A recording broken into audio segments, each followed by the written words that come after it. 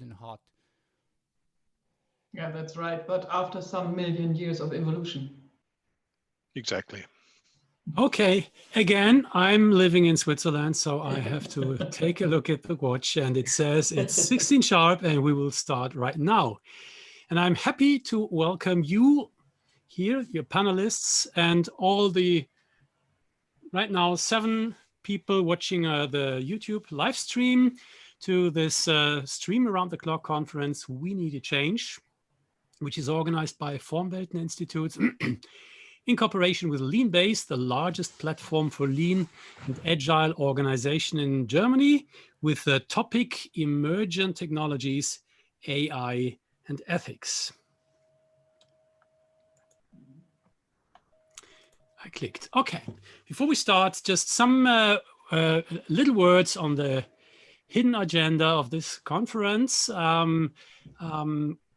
which refers to the urgency of the topic, of the issue that we need a change, and the point that we can only afford changes when we have all possible and necessary stakeholders on one table.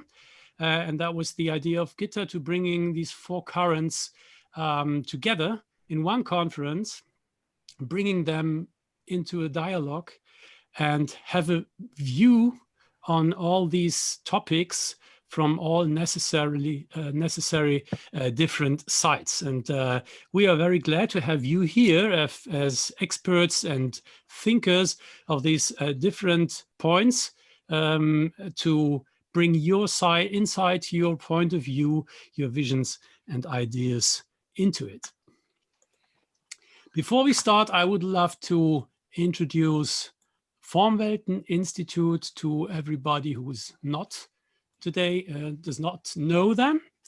The aim of FORMWELT Institute is to promote specialized, renewing, innovative research projects and applications within and from the fields of humanities, systems theory, and scientific mathematical theory of complex systems. The main focus and central motive of their work is the development and construction of bridges in space and time, in communication and mind, to carry both science and humanities into the future, to evaluate achievements effectively, to critically analyze what needs to be provided, and shape the world in an active cooperation. You see this URL at the top of this slide, so you may click on this and get more information on the FORMWELT Institute. So before we start, we would love to introduce in some sentences us, the presenters, and our guests. And starting with the presenters, I would like to invite Kristin to say some words about herself. Thank you very much, Martin. So I'm really delighted to facilitate and organize this conference in this panel, because while working as an executive search consultant, I recognized that accompanying already the best paid people in the world gives me not enough sense for my life. So I started a research journey, and I'm still on what is really important in life. As now working as a coach, facilitator, and conscious business trainer, I met Gitta last year and resonated immediately with her ideas to face world's challenges via communication. So I urgently wanted to join there. So I'm really happy to support her in FORMWELT Institute and be here today. So Martin, it's up to you once more. Yes, thank you. Okay, with my company, Participation Rocks, and as a Working Out Loud coach, I'm supporting organizations to develop participatory learning and working settings, and I organize and conduct bar camps and interactive events. And that's one more reason why I'm very grateful and happy to be invited to make a contribution here as well. So now we will have a look at our guests, at the panelists and the speakers. And well, Kristin, would you like to start with the keynote speaker, Nicola? Yes, I'm very pleased to do so. So I think most people already know Nicola because it's his third panel today, this one. But for those who don't know him yet, Nicola is author, futurist, and speaker. His Conversations with the Future is an international bestseller, and his popular Singularity FM podcast is the reason why he has been called the Larry King of the Singularity. In this panel, Nicola acts as our keynote speaker, and he will let us know his experiences and attitude towards artificial intelligence and ethics he specialized in. Nicola triggers to ask questions instead of giving answers, and education. Questions, for example, like this: what if we don't need to age and die? What if your toothbrush gets smarter than you? What happens to your business? What happens to you? Because no matter who you are or what you do, the future will always find you. The question is, will you find the future? Warm welcome, Nicola. Great. Thank So I go on with Getnet. Getnet Aseffa is a computer scientist and an ardent futurist who constantly ruminates on the startling capabilities of machines and their place in our future. The 33-year-old is the founder and chief executive officer of ICOG Labs, Ethiopia's first artificial intelligence lab based out of Addis Ababa. Getnet and his team have developed robotics for educational purposes, such as a Soccer and Einstein robot, and were involved in the creation of Sophia, the humanoid robot that was granted Saudi citizenship in 2017. Regardless of challenges which come in form of frequent internet shutdowns in Ethiopia and limited funding, Getnet says he's trying to use AI as a springboard to make Ethiopia Africa's next big tech hub. An ecosystem that isn't just dependent on grants and donations, but one that's celebrated for invention and for doing. Great to have you here, Getnet. Thank you. I continue with Gerrit. Gerrit, who I know from Twitter, actually. Gerrit Beine is senior manager at Dark Blue AG and has been working in IT since 1998. He was a software architect in large projects for many years. In the last 10 years, he has been building bridges between agile organizations and long-lasting software architectures. Gerrit studied computer science, is the author of numerous articles, and is a regular speaker at conferences on software architecture and agile. And beginning a few weeks ago, he's studying FORMWELT with Gitta as well. I'm looking forward to your thoughts, Gerrit. Welcome. So next one would be Gitta. Gitta Peyn is a German systems and cybernetics researcher, co-developer of the linguistic system FORMWELT and the polyvalent logic of cognition Weltform. She is also an international FORMWELT speaker, co-founder of the FORMWELT Institute, and recently became panel member of the ongoing UN WAAS World Academy of Art and Science Conference Strategies for Transformative Leadership. She loves stracciatella ice cream, and she lives in Lüchow in Germany. So it's a pleasure to introduce David Wood once more. David, your fourth panel, wow, and you had a fantastic keynote in the previous session. David comes from a pioneering career in smartphone industry. Today, he's chair of London Futurists, a meetup dedicated to the discussion of the likely impact of technology on human experience. David is also director at the Transhumanist UK Party, campaigning to changing the political landscape to including the insights of transhumanism. He has written 6 books already and editored several many more. He lives in London, UK, and his wife is a native of South Korea, who he met while traveling around the world nearly 40 years ago in a kind of search for the meaning of life. He got more than he was expecting. David, great to hear your thoughts in this panel.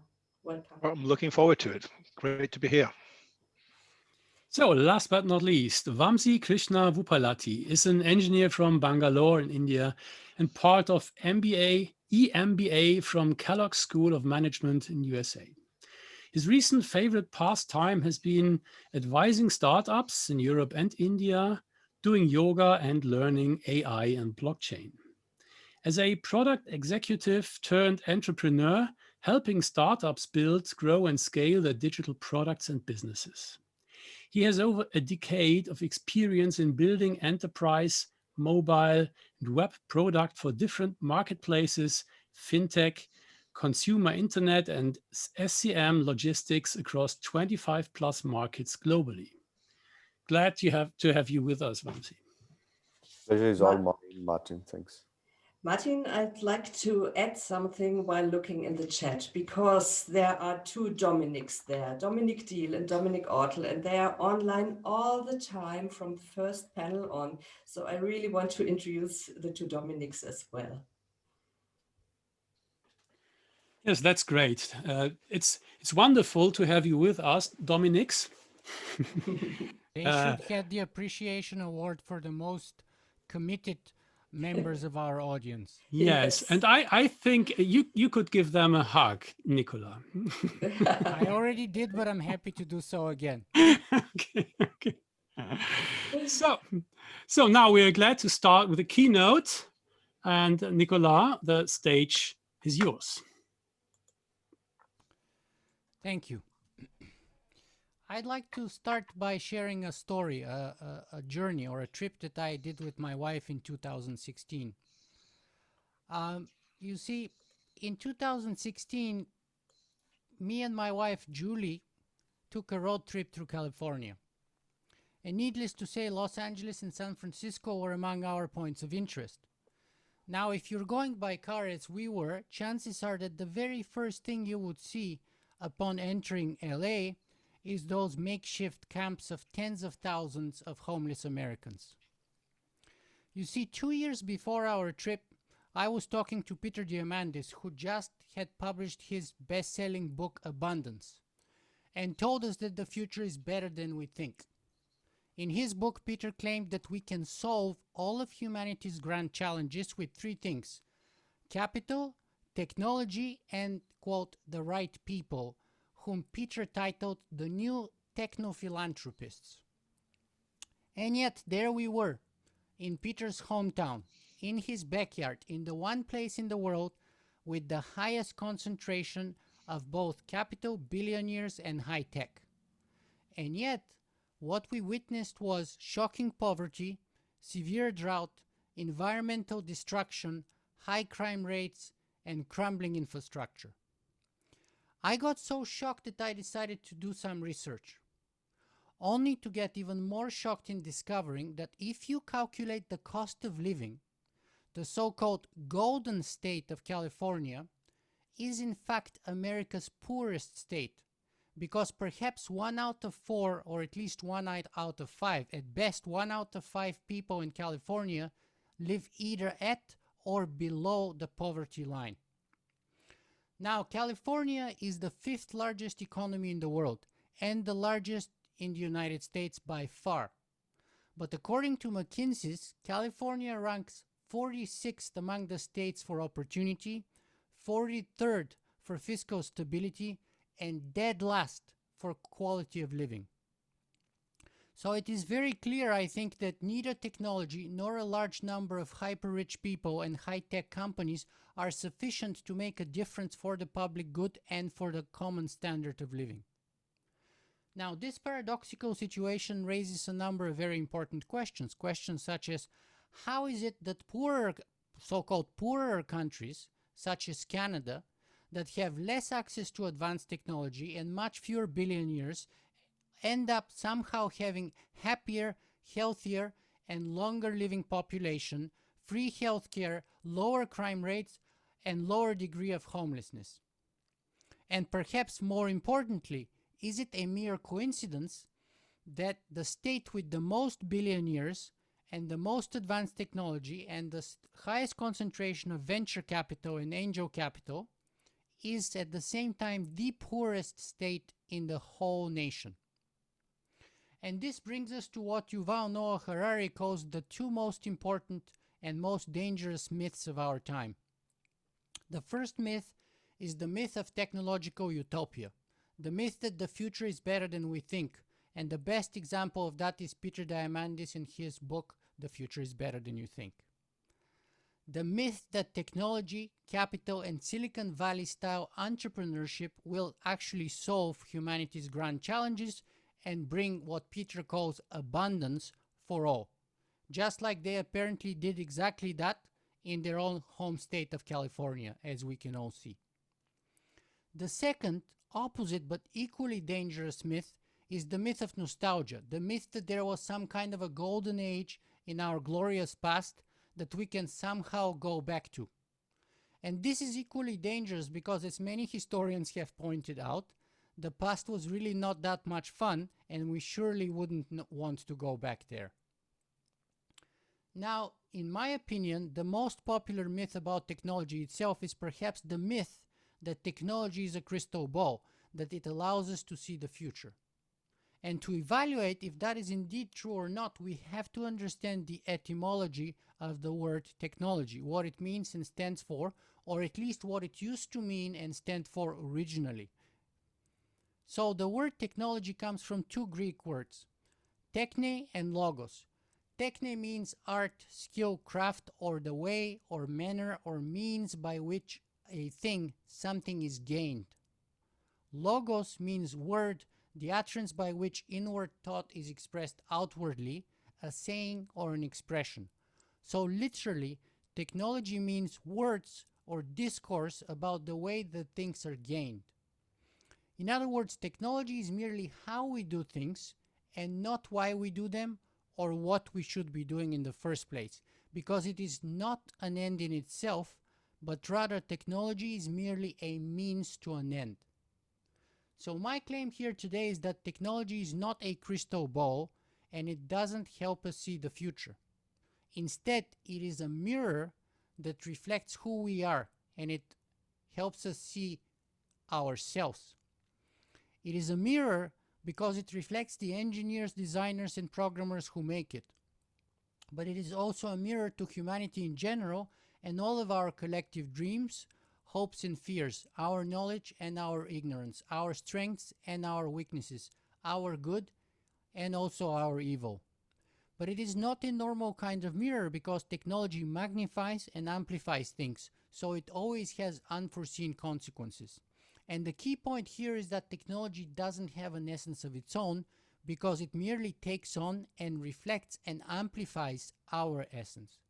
So instead of focusing on improving the mirror, perhaps we ought to consider focusing and improving the image that we ourselves project in it. That is to say, who we are being, what we are doing, and why we are doing it in the first place. And therefore, ultimately, it is really not about technology. It is about us. It is about our ethics or lack thereof. Because you can have the best possible how, but if you mess up your why and your what, you will end up doing more damage than good. And that is why technology is not enough. It is necessary, but it is not sufficient. And there are many historical examples as how better technology did not make our lives better, but it actually made them worse. For example, historian Yuval Noah Harari called the agrarian revolution history's greatest fraud. And today, if we're not careful, in my opinion, we're running the risk that our current technological revolution may also turn out to be our epoch's greatest fraud. And you can see that nowhere better than in Silicon Valley in general and in Facebook in particular. Why Facebook? Because Facebook started as magic. Then it became manic, and I believe more recently, especially after the presidential election in the United States and the Cambridge Analytica revelations, we realized that Facebook has become monstrous. It is not hard to claim that many of our technologies that we have invented since the Industrial Revolution either already exhibit such a trend from magic to manic to monstrous, or are at the very least in danger of exhibiting that trend. And the examples abound, but some of humanity's greatest challenges, such as climate change, nuclear weapon, or even plastic pollution, are a perfect case of that. You see, technology is pretty good at giving us what we want, but it is actually terrible at giving us what we need. It is good at supplying information, even knowledge, but it is terrible at providing wisdom. It helps us live easier, more comfortable, and longer lives, but it doesn't tell us why we should live or what to do with our lives in the first place. Most importantly, technology does not make us happy. There is no app for happiness. And in fact, you can debate and discuss if that's the case, but many people have made the argument that today we live in the most unhappiest society since the history of the world, or at least since the sort of hunter-gatherer society. And the way that people measure that is by the number of suicides. Because today, if you live in the advanced world especially, you have a higher chance of killing yourself than being killed by a criminal or in some kind of violent conflict. That's a way that people have measured unhappiness. So at any rate, artificial intelligence may help us to get what we want, but it is only wisdom that can help us figure out what we should want or what we should not want in the first place. Intelligence, therefore, can be only useful in that latter case, because lacking the wisdom to know what we should or what we should not want, but having the intelligence, be it artificial or otherwise, to get it is a path to self-destruction. That is why we must go back to the original meaning of the word technology. Technology is merely a tool, a means to an end and never an end in itself. It is useful as a crutch, but as with all crutches, we can become slaves to its use, unless we condition and develop our own strength in our own limbs. It can, therefore, disable just as much as it can enable us. And while technology, therefore, may be the path to our salvation or the path to our destruction, it will not be the reason as per why we end up where we end up. And that is why we always have to start with why. And the why is ethics. The how, technology, is only needed and useful later, after we have figured out the why. Thank you.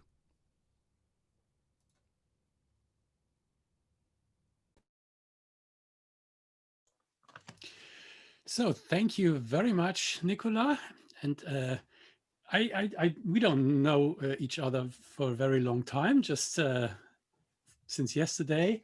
But you can rely on that when Nicola is speaking, he will come up with lots of questions and helps you thinking deeply and in a not very common way about the things he's talking about. So thank you very much for this, for these aspects you shared with us. And I would like to invite Getnet out of his car close to Addis Ababa for a first statement on the keynote by Nicola. Or are you in heavy traffic right now, Getnet? No, it's not heavy traffic. I just parked around some parking areas. There are very good parking areas in Ethiopia. Why I'm turning off my video frequently, as you know, my internet speed is very, as you know. You already mentioned it in your introduction.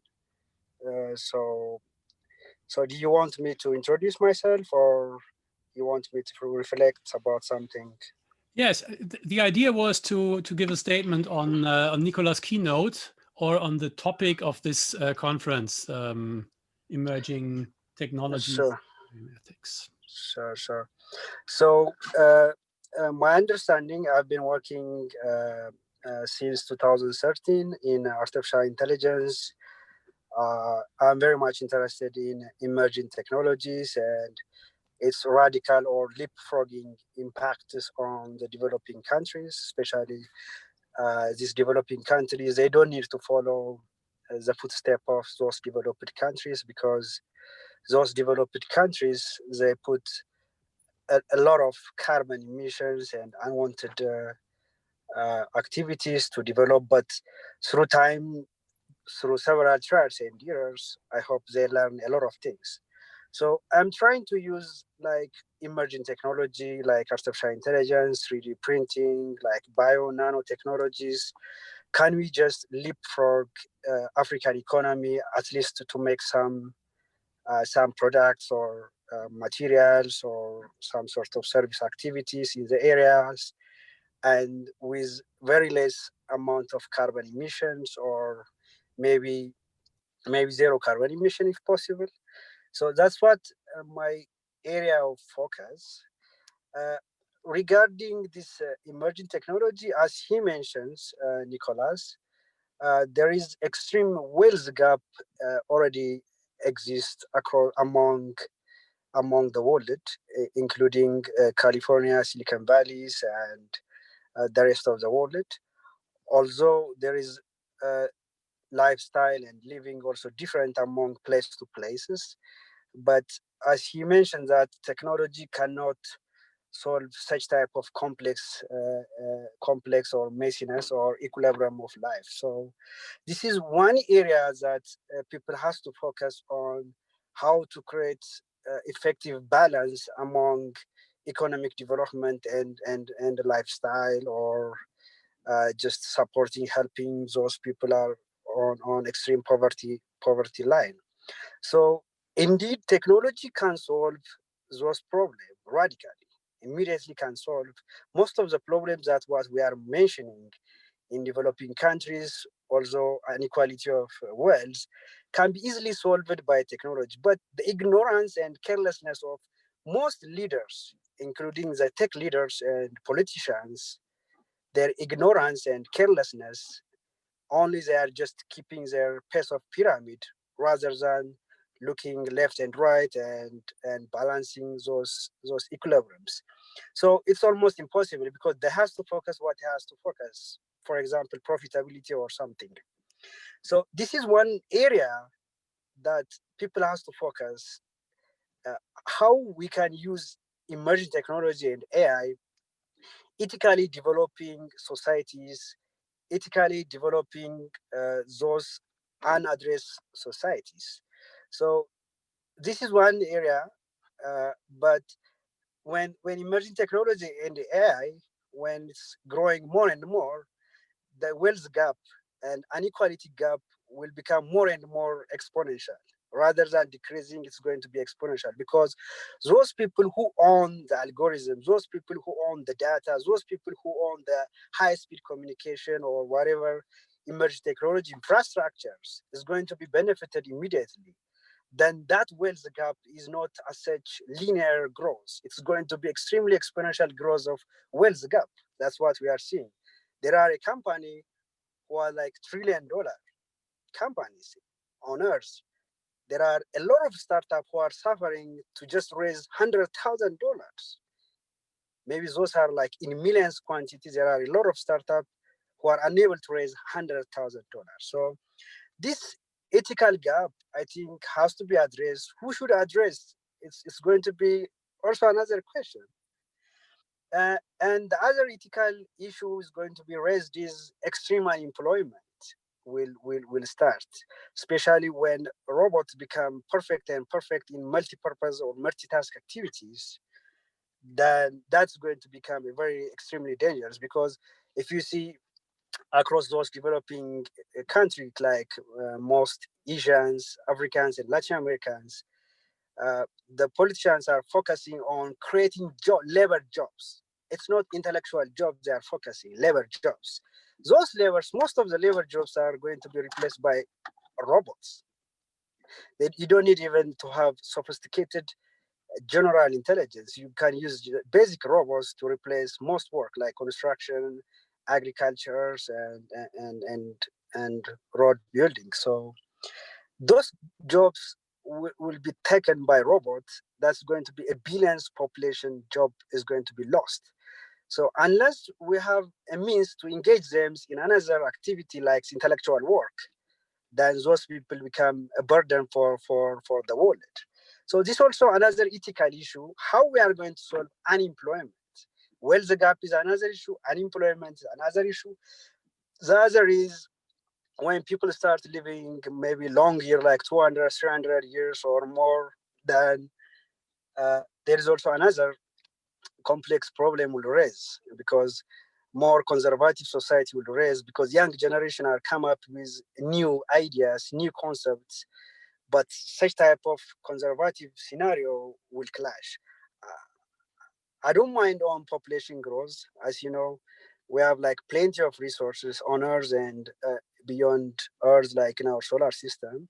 Maybe it's enough for the next 5-10 million years. So I'm not considering overpopulations, but the idea mismatch will occur because the new generation are standing on base of high-speed internet, game, virtual realities, and augmented realities, and such type of generational gap will emerge, and this generational gap also will have more and more wider gap. It's not because the change is very fast, so people cannot adapt immediately. That's why I said the conservative society will hold the technologies. Okay, but previously the change is very slow, so people adaptation also will grow through time. Then there will not be any such type of ethical conflict will exist. But this generation of speed is very fast, and the older generation, even 5-10 years, they cannot cope up with such type of speed of scenarios. This also an ethical issue that I'm extremely afraid of scenario. The fourth that I'm extremely afraid is what type of government system we are going to run or excrete when there is massive amount of blockchain exist across borderless societies occur. People unable to pay taxations, unable to contribute to the central government. They start their own value exchange mechanisms, and when the government become powerless, then nobody will keep the society. So what type of government system we are going to exercise is going to be also one of the extremely difficult ethical issue when AI, emerging technology like blockchains, when massively populated to the society. So that also is very difficult because we cannot be rely on AI and system to give all of our phases. Some people might rely to give all of their phases, but there are people they cannot believe on algorithms to rule the government, and they cannot accept and agree on such scenarios. So that is my reflection. So we can raise a lot of ethical questions, but these things has to be. I feel that if these things addressed properly, maybe the future will become more and more better place. I believe it's already a better place, but it's going to be more and more better place. Thank you. Thank you very much, Getnet. So very important thoughts that we may deepen later. So let's continue with the first round of the speakers. Gerrit, please. Well, yes, thank you. One thing that Getnet said is very important from my perspective, and it connects quite good to what I think about the relationship between artificial intelligence and ethics. Getnet explained us about the robots that are taking away jobs from people, jobs that can be easily automated and can be taken over by machines. And 80 years ago, in the 40s, in the 1940s, Isaac Asimov wrote a short story and introduced the 3 laws of robots. And I think these 3 laws are quite an interesting foundation for thinking from an ethical perspective on what technology means for us. And the interesting thing is that Asimov focused on the relationship between a robot and an individual, one person. He said that a robot is never allowed to hurt a human being, a single person. The interesting thing is that what Asimov was either not aware of, or he did not think of, I don't know, we never talked, was the fact that the robots have a very different effect on our lives. We haven't, actually in the moment we have no problems with robots running around like Arnold Schwarzenegger in Terminator and trying to hurt people. We have the problem, as Getnet explained, that robots are taking away jobs from people, jobs that can be easily automated. This does something with our societies, and this is a problem we need to think about. And when we take the problem that is quite easily to explain regarding the robots on the next level, on the level of artificial intelligence, then we see something more complex, more difficult to think through. And this is how can we deal with artificial intelligence as a society. And I don't mean a single country on the world, a single nation. I mean the society of all the people all over the world. And well, there are very interesting thoughts around the world. I have to take 2 minutes to explain why I come to this point. I'm teaching software quality to master students at a university in Germany since 10 years now. And 3 years ago, I shifted the focus of the term software quality away from, we talk about source code, about the artifacts that we create by typing on a keyboard and introducing a computer what to do and what not to do, by more and more thinking about the consequences that we produce by implementing software. The person who motivated me to do this was Cathy O'Neill with her brilliant book about weapons of mass destruction. Maybe you know about it. She described a number of situations, a number of stories where people trusted in big data, in algorithms, and completely failed. She wrote, she collected stories and described the stories of what or how the trust in a computer, in an algorithm, in data, hurt hurt people. Exactly the opposite of what you can think of Asimos laws of robotics. And when you start thinking about that, then you come to the point, and this is what I discuss with my students every year, that we need to rethink things like software quality, coming from the end of what are the worst consequences that come out of our software. I'm quite sure that when Facebook started, they were never aware of what could happen related to this Cambridge Analytica case, or to what led to the Trump administration and all these things that happened in the last years. They just wrote software. Maybe they even didn't care about the consequences. So when we now think about these things and about these consequences, we need to change a little bit on how we look on individuals in the society. And one very important thing is that when we talk about, when we create, and when we think about concepts like artificial intelligence or algorithms that evaluate, that categorize human beings, people, we need to make sure that such algorithms are open sourced. I'm an advocate for open sourcing every algorithm, every data model, every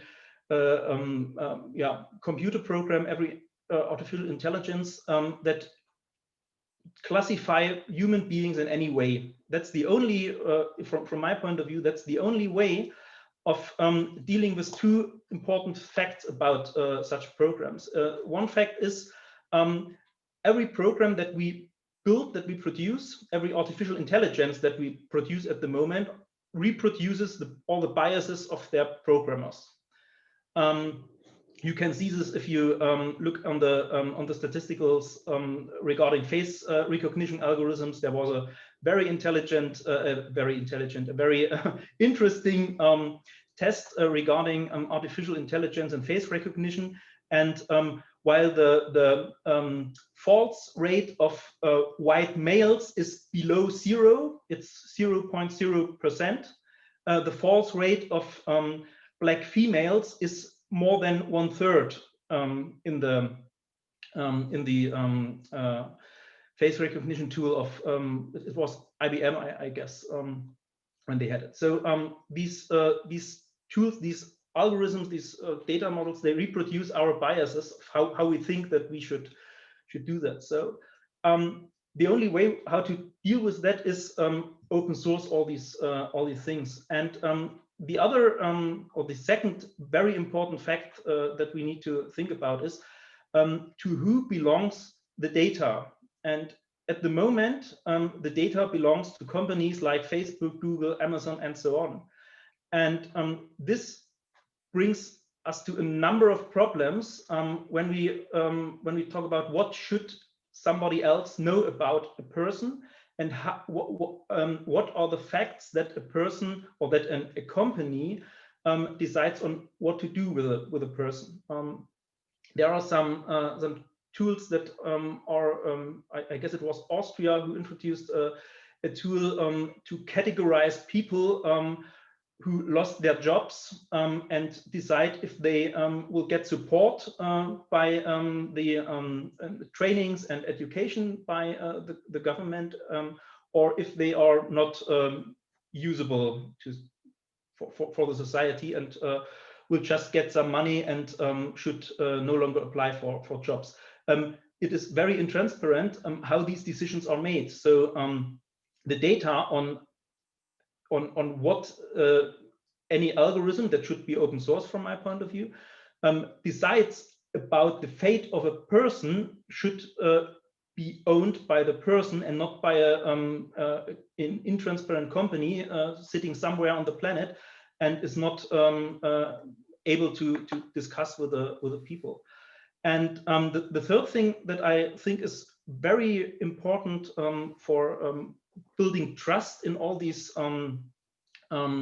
big data, artificial intelligence, and algorithm technology is that we should adopt something that we have in the IT security area for, I guess, nearly 30 years. In the IT security area, it is common sense that if a program has a security hole, a bug, a defect, then it is announced public, so that the administrators can react on what is wrong with this software, with these programs, and that is very helpful to fix the bugs and to provide solutions.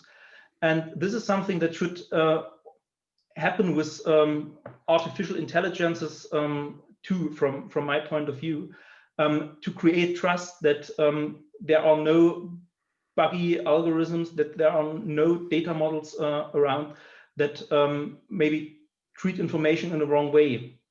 So this is what should happen from my point of view, to keep up at an ethical standard when we come to the era of artificial intelligence. Okay, thank you, Gerrit, for this passionate plea for more transparency and open source when it comes to technology that has interfaces with humans. Gitta, what does FORMWELT, or no, what does Gitta think about this?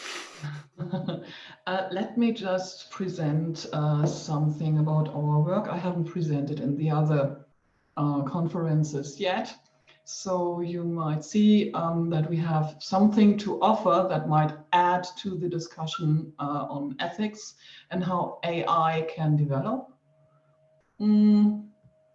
First, I have to say, Nicola, I would love to make this without sheets. in order to get a better communication here. And I would do it if this would be in German, but since I'm not very used to talk every day in English, I use my crutch. Yeah. I really can relate to what Gerrit just said about the rights of the user to his or her information. When it comes to ethics, we thought about this, and when we will build the platform, we will build a front end that is completely in the hands of the user, so the user can decide which information he will make public and which not. I do not agree with your idea that the Facebook creators did not know what they were doing. I think it's obvious the structure is easy enough to think about what will happen, so they could have prevented it. I think the whole thing is constructed in order to create some symmetrical conflicts, but that is not only a notion aside for the later discussion. I already told some of you what FORMWELT is. It is a semantically and formally self-sufficient linguistic system, a coding language for language and meaning, which can be spoken by humans and AI, with the result that we can teach AI how to create meaning. This does not mean that there plops up an artificial consciousness, but when it comes to the question, what can AI do and what not, I found the notes from Getnet, and I think it was you, David, fascinating about creating an intelligent question. No, I think it was Nicola. Yeah, with a question, and about the idea to contradict humans. I think we have a very good approach on this here. Just to give you a little insight into the structure, I do not want to take too much of your time because this discussion is really, really important. Just again, for those who are fresh into the topic, FORMWELT is not an ontology language. It is not an expert system. It is not a closed universal language or a closed universal system. A closed universal language, already Leibniz has proved that that is not possible. FORMWELT is, as I said, a formally and semantically self-sufficient linguistic system. It has a mathematical foundation, which is a polyvalent logic of cognition, on which we can set up artificially emulated self-referential and autopoietic systems. Just to have a little example how it is created, imagine a fundamental concept of human creating language that is of a concept of language that is necessary to create the very basic concepts of understanding, meaning, and creating further concepts. We have constructed them in this way. I will give you an example in some seconds, where you have the left side, you know, those who are coders know what we are doing here. We have a label, and then we have other labels, and these other labels are referencing this here. This is not a definition. A definition is something outside. This is something created inside a web of other concepts, where all concepts in the end explain each other, which means self-sufficiency. We do not need anything outside of it to create whatever concept we wish to create. So all references in the FORMWELT kernel are 322. All references are linked to each other. This is just an example how this might look. Here are two references where you can imagine that every single concept you see here is another concept in FORMWELT kernel. So in the end, when you start, for example, by act or sustain, you will, when you work with FORMWELT, reach the point where at the beginning it opens up a really big universe of meaning, but in the end it's closing in because of its self-sufficiency. And you can use these 320 building blocks of concept creation to create whatever phenomena you are thinking about. The application range is big. I do not wish to dig into this further. I did this yesterday. What I really want to talk to you about today is the possibilities of AI.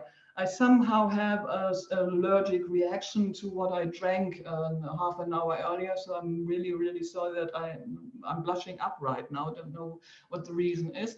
I will go back to, I stop this now. Yes, okay. Eli, we are about to create an elevating linguistic intelligence. We start with an app that is related to FORMWELT Online, a platform we are about to build, where we wish to eliminate all the toxic shit, sorry for the French, that is happening, especially on Facebook right now. So people can work in an ideology-free environment. And when we will create an app that can learn how to create concepts like humans do. You all remember the Tamagotchi. Yeah, you remember them.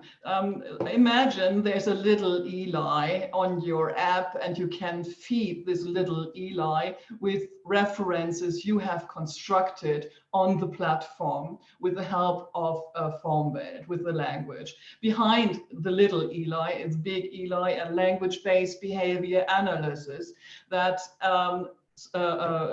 gathers the data people freely give them, not what you do not wish to give, you don't, but the more data Eli gets, the more Eli can participate in creating concepts. So in the end, Eli will help with human meaning creation, with creation of concepts, and will help with symbiosis of humans and AI on another level, where AI is not exploiting the emotional movement of people on the social media, but is helping people to challenge themselves to find out what they really mean. We hope in the end that Eli can learn to create its own meaning, can start to train how to create meaning with the humans on the other side, giving the data to say, yes, this was a right approach, no, it wasn't.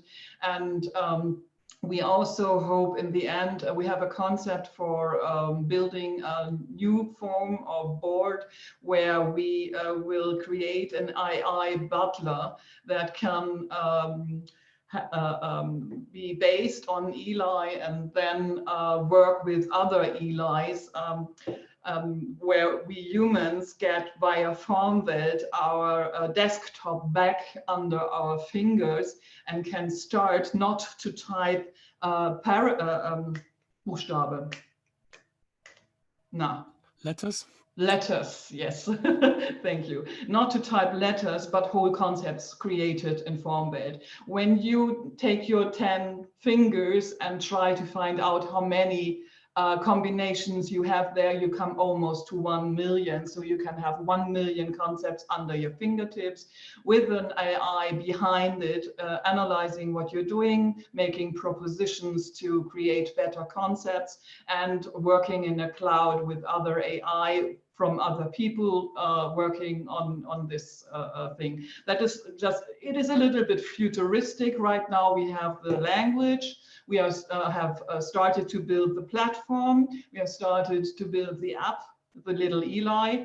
Yeah, and the idea is to bring humanity together on a platform for more wisdom, to learn to deal with higher complexity by finding out what we really mean when we say this or that, what we do when we build concepts, putting an AI as a symbiotic partner aside, and this AI will belong to all people working with FORMWELT on FORMWELT Online. It is not thought as an exploitative project, but on the contrary, everything the AI does and will work out, and maybe there's money in it. This money will go into charity projects, will go into education, etc. So that's the fundamental concept we are working out here right now.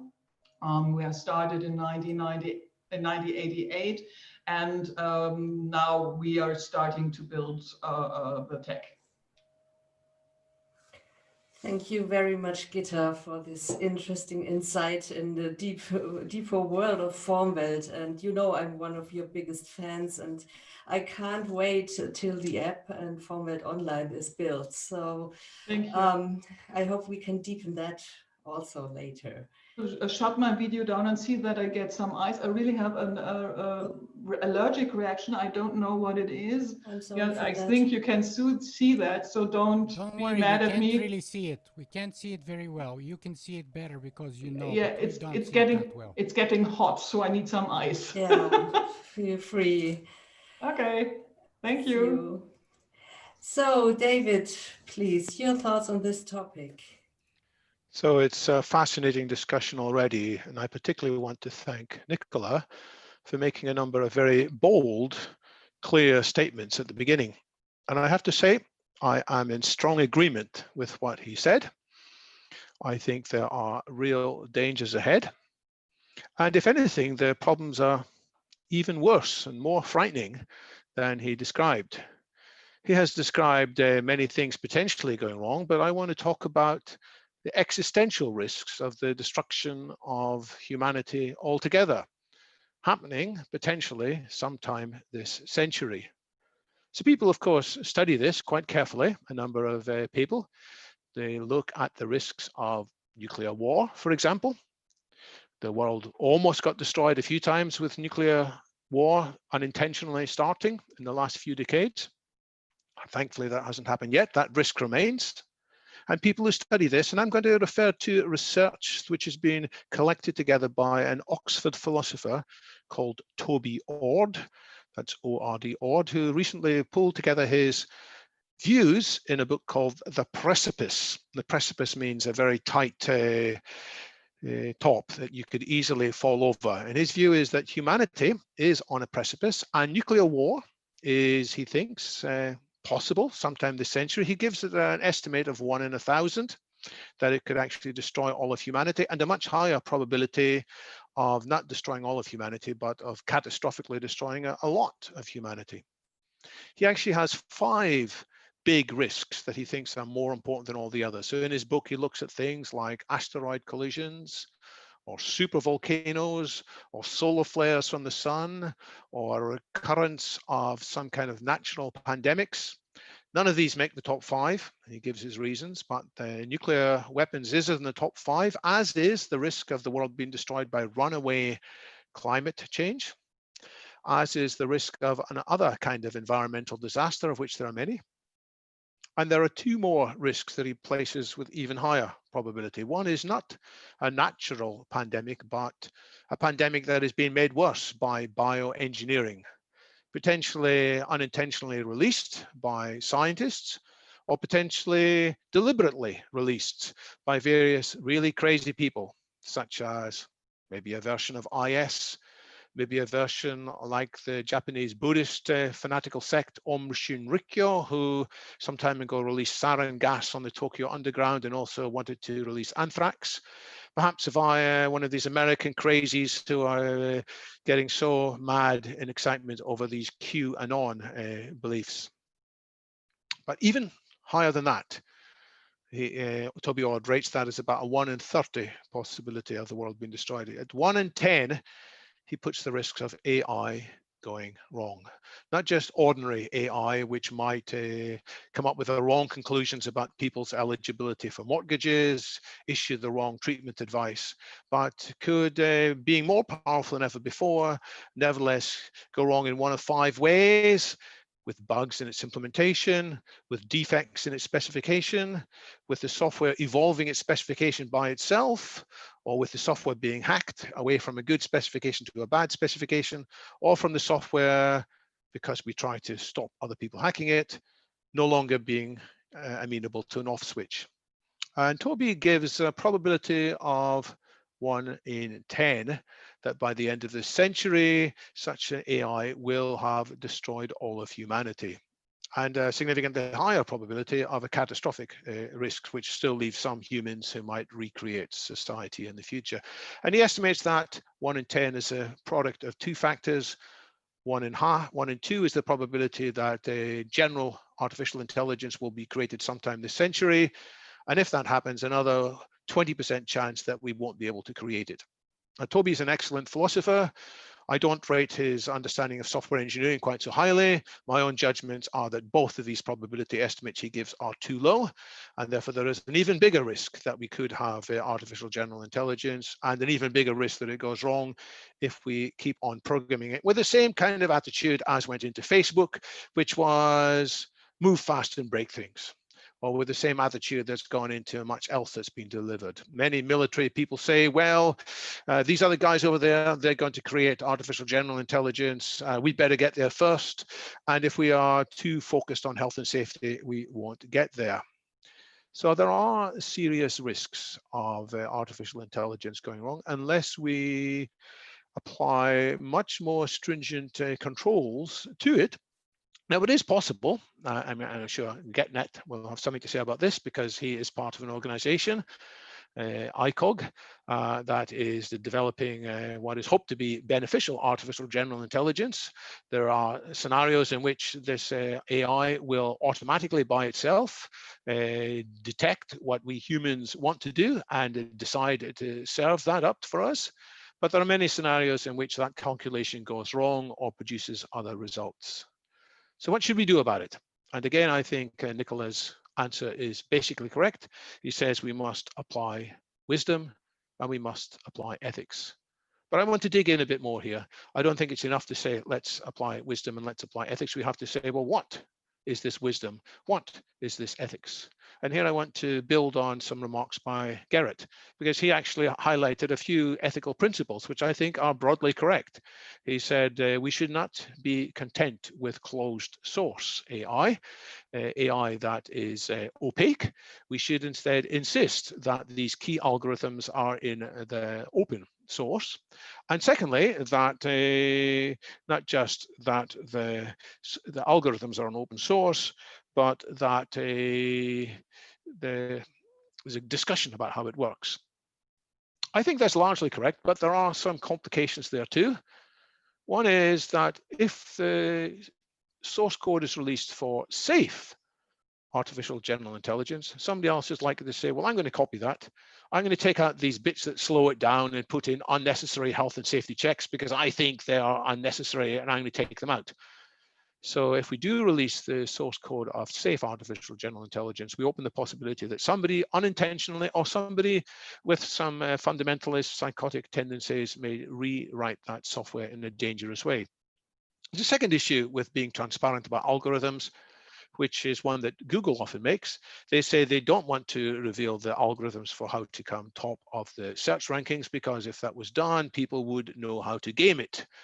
If it was announced in advance how we're going to predict which candidates are going to be given A grades without them sitting exams, then people would know how to potentially game these algorithms. So there are some issues there. I think the basic tendency towards transparency and openness is correct, but there's a lot of devil in the details, and we need to work out these details in order to move forwards. Even announcing vulnerabilities in security. Actually, most industry best practice isn't to announce these vulnerabilities as soon as they're discussed. It is to keep them under wraps for a while. It's to tell the companies, do you realize you've got a 0-day vulnerability here? Are you going to do something about it? And the idea is that will pressurize the companies to work out a fix, which can be then applied as a patch. Only if the company is slow to respond will that information be released. The risk is that once you do release that vulnerability, other people can come along and take advantage of it. And once they understand one vulnerability, it allows them sometimes to go fishing and find other vulnerabilities. So there's some complications here. And more generally, I have to say, safety engineering is hard. But we have to do it. It's like the safety engineering of nuclear reactors. You wouldn't say, let's develop a nuclear reactor, and at the end of the last 2 months of the project, let's make it safe. No, the safety has to be designed in. And we have to become better at designing in ethical principles with our AI from the beginning. And we have to be stronger at resisting those commercial pressures which are pushing for AI to be released early without adequate safety built into it. So as a whole planet, we have to start insisting on these principles, which is going to be hard because there is a race, and in any time of a race, people are inclined to cut corners, but we do need to build a general recognition that there are very serious things going on here. I'll finish with one example of when two powers were strongly antagonistic to each other, but still could agree some important steps of safety. This is the example of Ronald Reagan and Mikhail Gorbachev. When Ronald Reagan came to power as the president of America in 1981, he talked about the evil empire, including the Soviet Union. When Mikhail Gorbachev came to power in 85 or 86, he inherited 64 years of the Soviet Union declaring the West as an ideological foe. And Ronald Reagan was building more and more weapons called the Strategic Defense Initiative for Star Wars. And it seemed that a nuclear war was feasible. And what made that worse is that the planners on both sides calculated there were scenarios in which a nuclear war could start and maybe a few 100 million people would die, but it would be all right if they got in first. And what a futurist called Carl Sagan, who is well known for his work on the Cosmos shows and others, what he was able to do, along with other scientists, is he was able to demonstrate there are worse consequences than people had expected of even a small number of nuclear bombs going off. It wouldn't just cause fire and brimstone, it would cause smoke and dust to go high in the stratosphere, shut out the light from the sun, and cause a nuclear winter. That had not been understood until the 1980s, even though nuclear bombs had been exploded since the 1940s.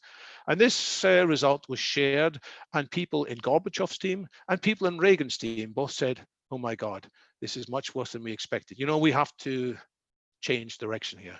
And well, of course, Reagan and Gorbachev both get some of the credit too. Despite what they'd inherited, they were both able to have a good personal relationship, and it started to accelerate the reduction of nuclear weapons.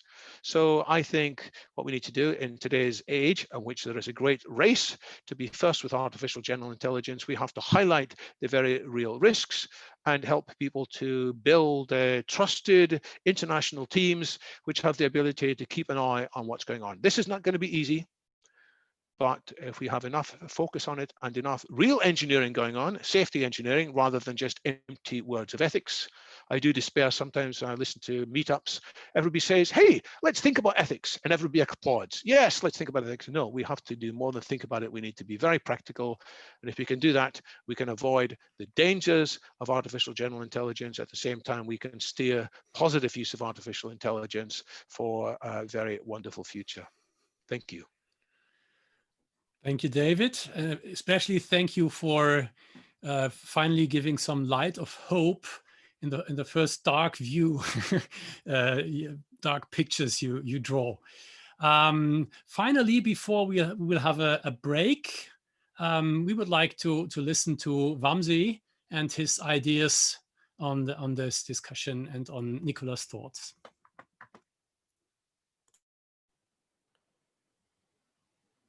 Hey guys, can you hear me? Great. Yeah, I think it has been a scintillating discussion. Thanks a lot to everyone. Nicola rightly raised, the setting up the right context on, we should know where are we traveling, with technology. Why are we doing all this? Where are we heading to? And the recent chat from David, David, you have given great information about the risks that we are all posed as humans. That connects me to one of the famous quotes from on internet, and it's also on Science Direct, couple of journals. It's like when we have a lot of worms and labs and all coming during the summer onto your and poking your nose and hair and head while working. But largely, imagine if these wasps or worms get disappeared, overnight. They say like the Earth gets into devastation mode in a couple of months. Um, but the same thing happens to humans. If humans get vanished overnight, then within 3 months, Earth flourishes and nourishes. Uh, that's the kind of power we all humans, have created largely in a very negative way for planet Earth and life around it. But and I know that this is different topic towards technology, but the risks that we are posing are always higher and higher as the volume of human race increases day by day. However, as a very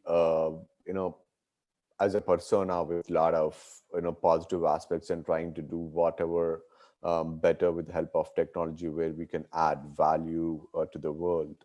I do have certain different insights. Not, I mean, the insights are similar, but it might come as a possible opinion or also the kind of work I have done in the very recent past. Coming to once again Nicola putting on his questions like, why are we doing all this? So taking a step back to Nicola's conversation, it's very well I'm very well connected with him, always trying to understand, where are we going with the technology? Where are we actually taking? We can talk about stock markets. It's not the communism, it's not democracy. The whole world largely has moved towards market economy. When the whole world has moved towards market economy and technology has become one of the key enablers to it, then at least there should be a roadmap. Hey, I'm putting on this AI and ML, probably robotics or probably next new generation supersonic tech methods coming in, and in order to adapt them with large organizations, where how do they want to adapt, where they want to go further.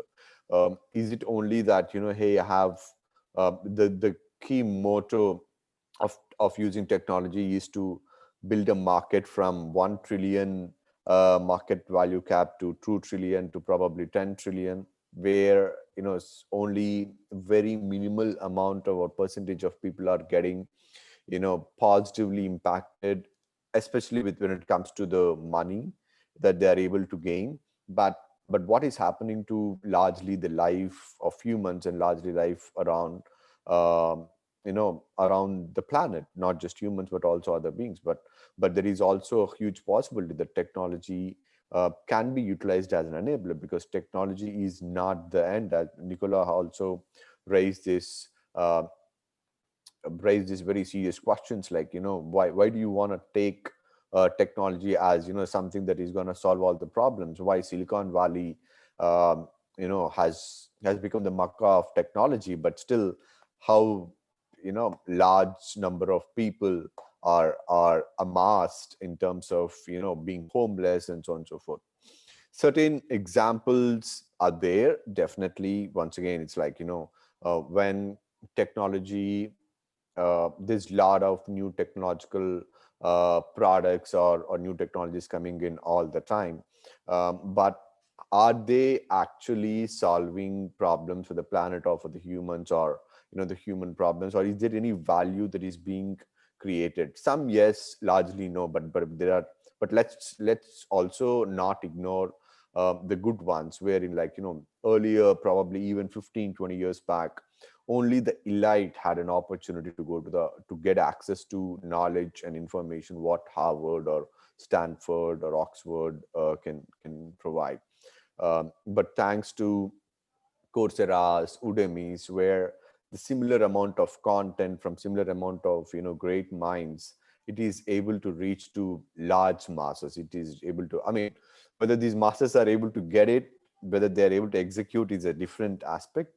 But technology is also helping in order to leverage the possibility of bringing the poverty, eradicated, uplift the poverty with multiple ways.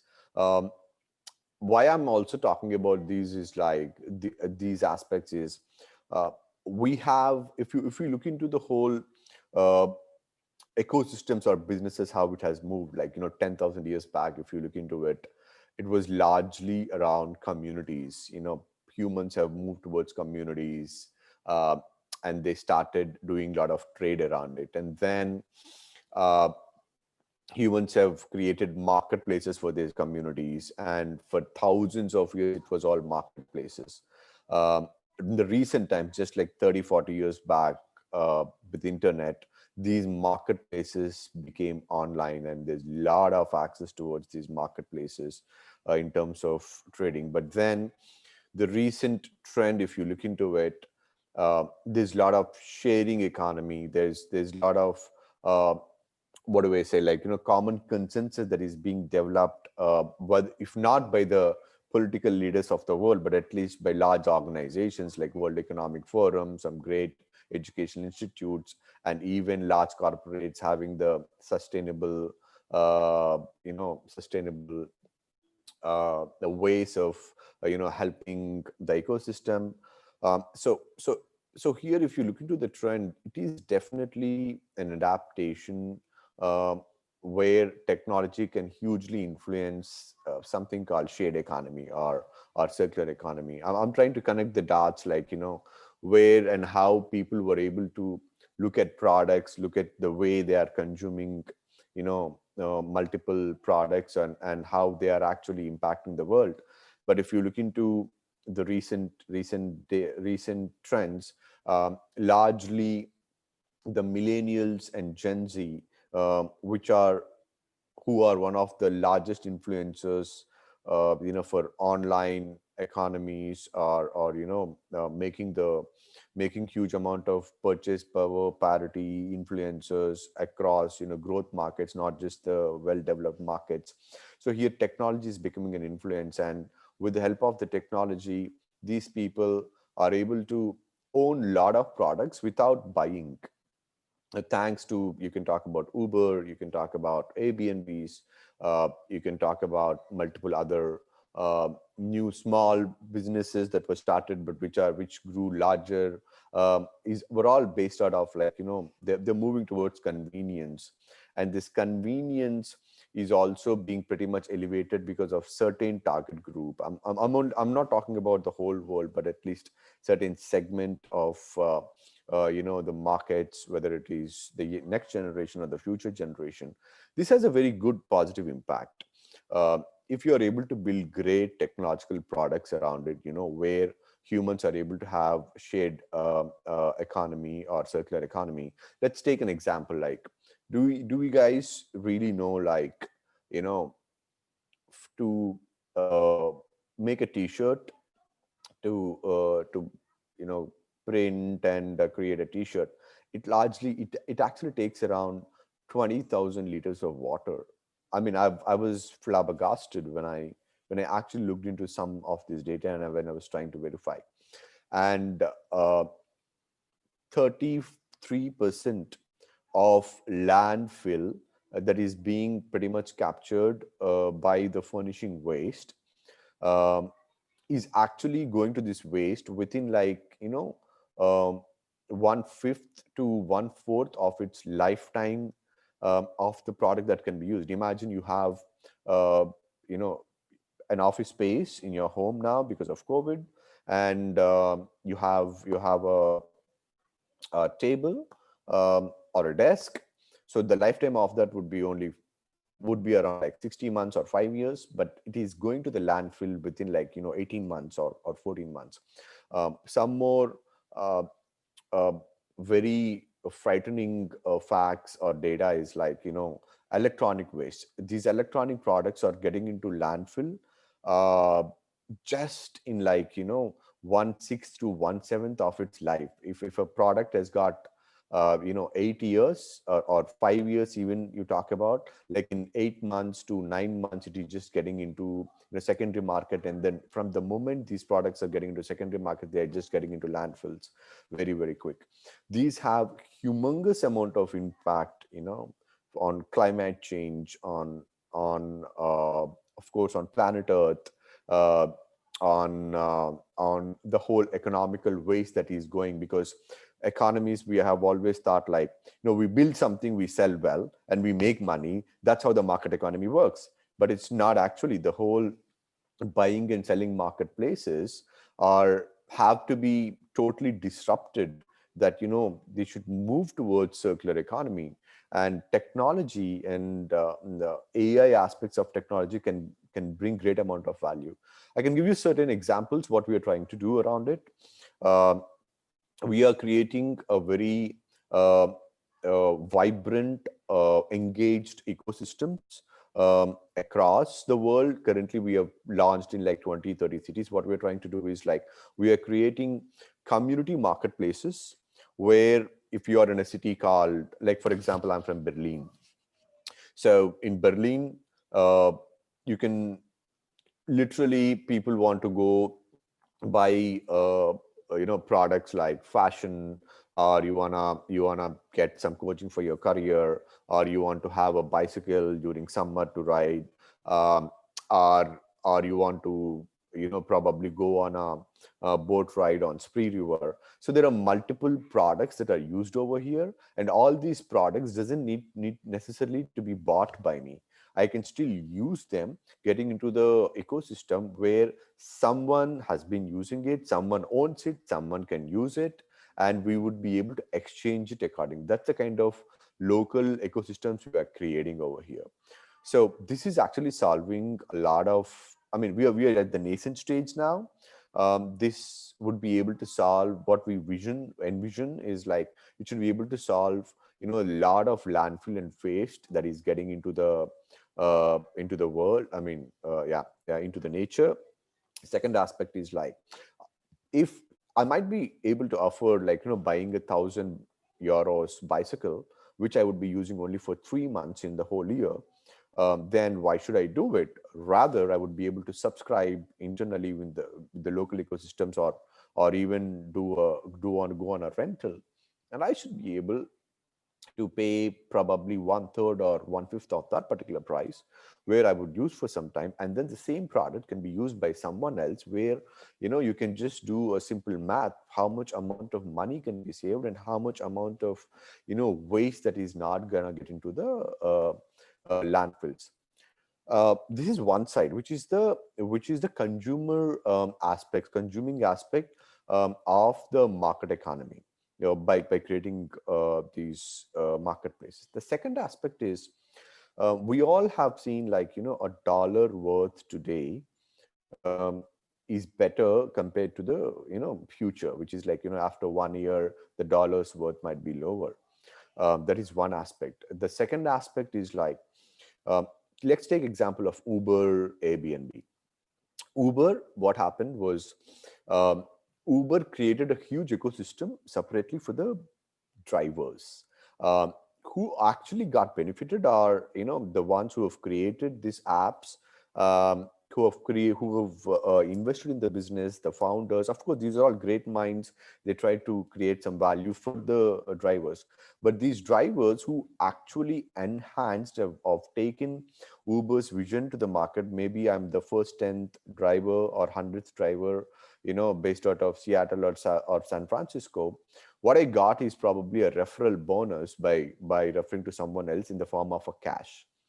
But at the same time, these guys, if these guys were given kind of a stock, kind of some sort of a share, or you can call it as ESOPs or VSOPs, whatever you can call. If these guys would have got something as such, then the drivers who have actually helped in order to enhance Uber's ecosystem, after 5 years, the valuation, as the valuation increased for the company, the drivers, their economical capability, economical value creation for them would also have increased. These things have literally missing out across wherever we have seen. So that's where we are trying to see, like, hey, why can't we tap blockchain, and we can tokenize this whole community and ecosystem in order to provide all the initial and later part growth enablers that can be like suppliers, whoever in the ecosystem. It can be like customers, it can be like subscribers, it can be the investors, it can be the whole team, it can be the suppliers who are able to provide you better coaching, who are able to provide you better bikes. All these guys can have transactions based on these particular tokens internally, and then these tokens have got better value 3 years later compared to what they are doing it today. So that's where tokenization in blockchain we are trying to elevate and use it. And AI is very important factor over here. AI, we are trying to, one aspect of AI, what we're trying to do is like, all the support aspects, have been largely disrupted by bots, rather than, having humans. Because if you have good amount of data, then you really don't require, human help. Um, are these humans losing their jobs? One side, yes. But there is, I mean, I would also come to that in a couple of minutes and close it quickly. So we would be able to utilize AI capabilities in order to enhance the search, so that it makes super easy for anyone within the community marketplaces in each and every city, whatever they want. If I want to find a coach, like, hey, I want to get someone like Nicola or David in order to talk, in order to get a little more information about how the technological world, the landscape, so on and so forth, I should be able to reach out to them without having any sort of another manual intervention. So that's where AI in terms of search, we are able to use it very similar to Google. But coming to the final results or added value over here is like we are trying to impact, reduce the landfill, enhance the shared ecosystem, thanks to the Gen Z and millennial mindset. They want to own things without buying. um, and largely, uh, these we also create a lot of micro entrepreneurs over here. We are able to create a lot of jobs, with especially with COVID. Though we have perceived this before COVID, with COVID it has become much more important that we should be able to create better jobs, more number of jobs, more number of micro entrepreneurs over here. So that's where we are trying to take blockchain tokenization in order to create new economies, hopefully of scale for the future. Great, Vamsi. Thank you very much for your ideas and insights. I think we all need a break now, and I would propose to have a 10 minutes break, not 15 minutes, because we are pretty late. So we have time for an open discussion afterwards. So 10 minutes would mean at 38, we will be back here in the room. See you. Thank you.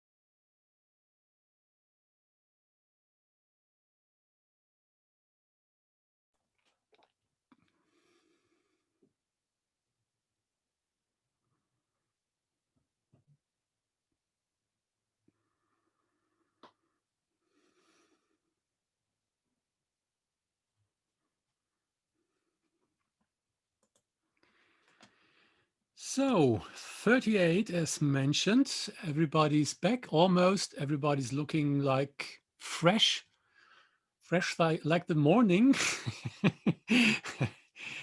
Let's just hop into the next statements, and I think it's Gitta who is opening the next part of the dialogue.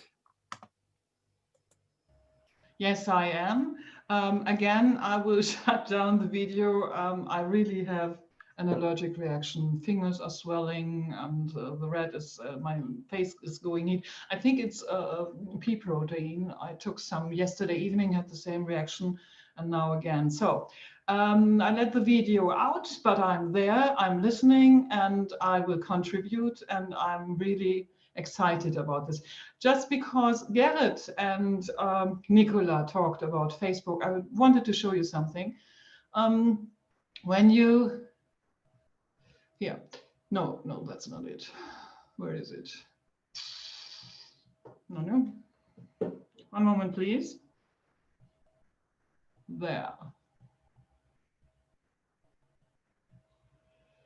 I need the other. I have two monitors. How can I open a sheet from a second monitor here? Do you have to stop monitor sharing and start it again? You have to bring it to your primary monitor, perhaps. I did that. I don't think it's necessary. I think the share will generally show both monitors. Oh, it does not. Share application. It only shows one. Perhaps click the advanced. No, there is no advanced. And I do not wish to pull all the time here. The easiest one can strange. be like you can get out of the existing one and once again open the new one if it is complicated. Okay, I will try that. Ah, yeah, now I see it. The problem. Here it is. One moment, please. Okay, I'm very sorry about this. Here I am. Okay, and now I will try again and see. No, that did not work either. That's strange. Okay, then I have to talk. When you look at the form of conflicts, you can see that creative conflicts have a completely other structure. Creative conflicts develop, now I need my hands at least that you see something here. With creative conflicts, you see lines of imaginary forms developing. And with symmetrical conflicts, they fragmentize from the very beginning, and it looks very colorful, but they do nothing else than fragmentation. So what you said about Facebook, Facebook has this structure that fosters symmetrical conflicts. And we can see that it is intentionally because it is very easy to trigger symmetrical conflicts. You only have to put in the feed polarized information. Yeah, when you do that, and you can control that, of course, you have the reaction you needed. All you need then is to put in some more emotion and to overload with complexity, and then you have this reaction. Creative conflicts have a completely other structure. They are constructed with the intention of integrating the meaning of the other into communication. And that is not something you see on Facebook. That is what I mentioned to you. I will deliver the pictures I just try to share with you in via email or whatever you like. If you're interested in this kind of stuff, you can actually see that we can now modulate forms of communication and conflict and let them run as systems and see how they differentiate. This is helpful with conflict analysis, and it is helpful with making prognosis about what kind and sort of platform for communication will do what in the future. Yeah, that's what I wanted to talk to you about. And now I'm going off again. Thanks. Well, I wanted to pick up on 2 points that Gerrit brought. So the first one is about Asimos laws of robotics. So Asimos laws of robotics are a literary tool. They're not a technological tool. And they're a tool to show how Asimos laws of robotics do not work and the interesting consequences thereafter. So he was very aware that his laws of robotics didn't work. And that was the whole point, to put them into interesting situations, simply to show that we cannot have an easy answer out of this kind of a dilemma that we have worked ourselves in. There's no easy programming that would resolve the issues that we have created for ourselves, because there's always some kind of situations in which we have unintended consequences. But the more important point is the point about that David Wood was talking about, and again riffing off Gerrit's point about whether Facebook did what they did knowingly. So David Wood said that ethics is not something that we should think about. I totally agree. Ethics is something that we must live, and it's a daily practice. And we can't. It's useful to think about ethics as much as it is useful to think about cancer. You know, you can think about it, but you actually have to do something about it. That's what makes the difference. And here are some basic, simple things that we can do. So people try to overcomplicate ethics on many occasions and say, oh, we can never agree about ethics. We can never do this. You can't have people to have a consensus on ethics. Actually, we get many things that we agree on, and there are many things that are intuitive and basic that we agree on, but we're not doing, but we should start doing them. So the first thing is, what is wrong for others to do is wrong for me to do also. Now, recently, Facebook founder Mark Zuckerberg said that Apple was a monopoly. You know, that's kind of very interesting and very ironic. So Apple is a monopoly, but Facebook absolutely denies that they're a monopoly. You know, I think what is wrong for you to do is also wrong for me to do. Even more basic than that. Even more, and this is where we get to Gerrit's point. It is wrong for me to knowingly do harm. Absolutely wrong. Facebook knowingly designed a system to do harm. And if you don't believe me, I'll give you two things. First, there's a place in Stanford called the Persuasive Technology Lab. It is founded by a professor called B.J. Fogg, F-O-G-G. It's been around since the 90s. Most of the people who, for example, invented the Facebook like button, Instagram, and a number of other, I forget, Twitch or a number of other things, are students of B.J. Fogg's. So that's number one. And most recently, you know, you couldn't find a reference about ethics on his website with a magnifying glass after looking for it for 2 hours. And about 6 months to 12 months ago, he started feeling the heat, I guess, and started inserting ethics into every second word on his homepage. Basically saying, oh, I was the first to talk about ethics, and ethics this and ethics that, and now ethics is all over his website. But more importantly, about the intent of Facebook, we have the references as shared with us publicly by Facebook's own first president, Sean Parker. And so I want to read you a direct quote, some excerpts from a speech that he gave publicly about whether Facebook designed what they designed intentionally and knowingly. So here's the excerpts. Quote, The thought process that went into building these applications, Facebook being the first one of them to really understanding, was all about how do we consume as much of your time and conscious attention as possible.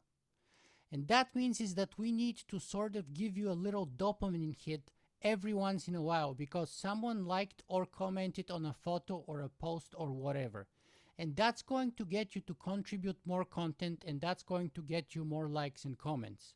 It was a social validation feedback loop, exactly the kind of thing that a hacker like myself would come up with, because you're exploiting a vulnerability in the human psychology.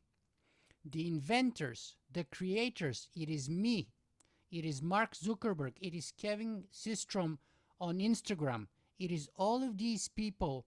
We all understood this consciously, and we did it anyway.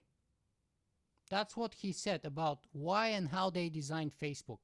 And the same applies obviously for Instagram, because they came even after Facebook, and that process was even more fine-tuned after that. And of course, and again, they're all, or most of them are students of BJ Fogg, and there's 2 decades long research on how that can be best done. How do we hack human behavior with technology? The only thing that can be said in the defense of some of these Facebook early employees, and there are others who also were part of Facebook in the early days who have made similar confessions, the only thing that can be said in their defense is they didn't think through all the consequences. They said, yeah, we knew we were messing with people's psychology, but we didn't think it would have such big consequences. They didn't foresee how things would scale up and be exploited. So they should have, of course they should have thought through, but they thought they could get away with what they saw with a minor transgression. They didn't realize how that minor transgression would have an exponential impact. And that's what we're now requiring, that people considering new technologies should not just think, well, am I messing with people's psychology? It's, well, how could that escalate and how could that get worse?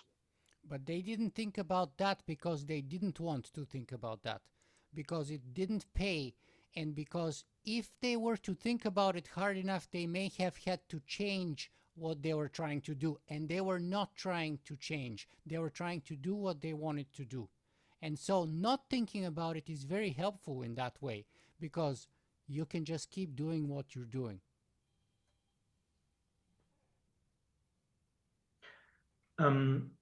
That's a very interesting point. From my point of view, if you just don't think about the consequences and you either do what you're doing, it makes possibly no difference when you come to the result. So if you have a system like Facebook, and you have this, take this Cambridge Analytica case, at this point in time, it doesn't matter if the people thought and developed and designed the system knowingly, conscious, and by their decision, or if it happened by accident. It does matter, actually. It matters very much in the court of law, whether you did something intentionally and knowingly, or whether you did it as a mere unexpected consequence, matters a lot.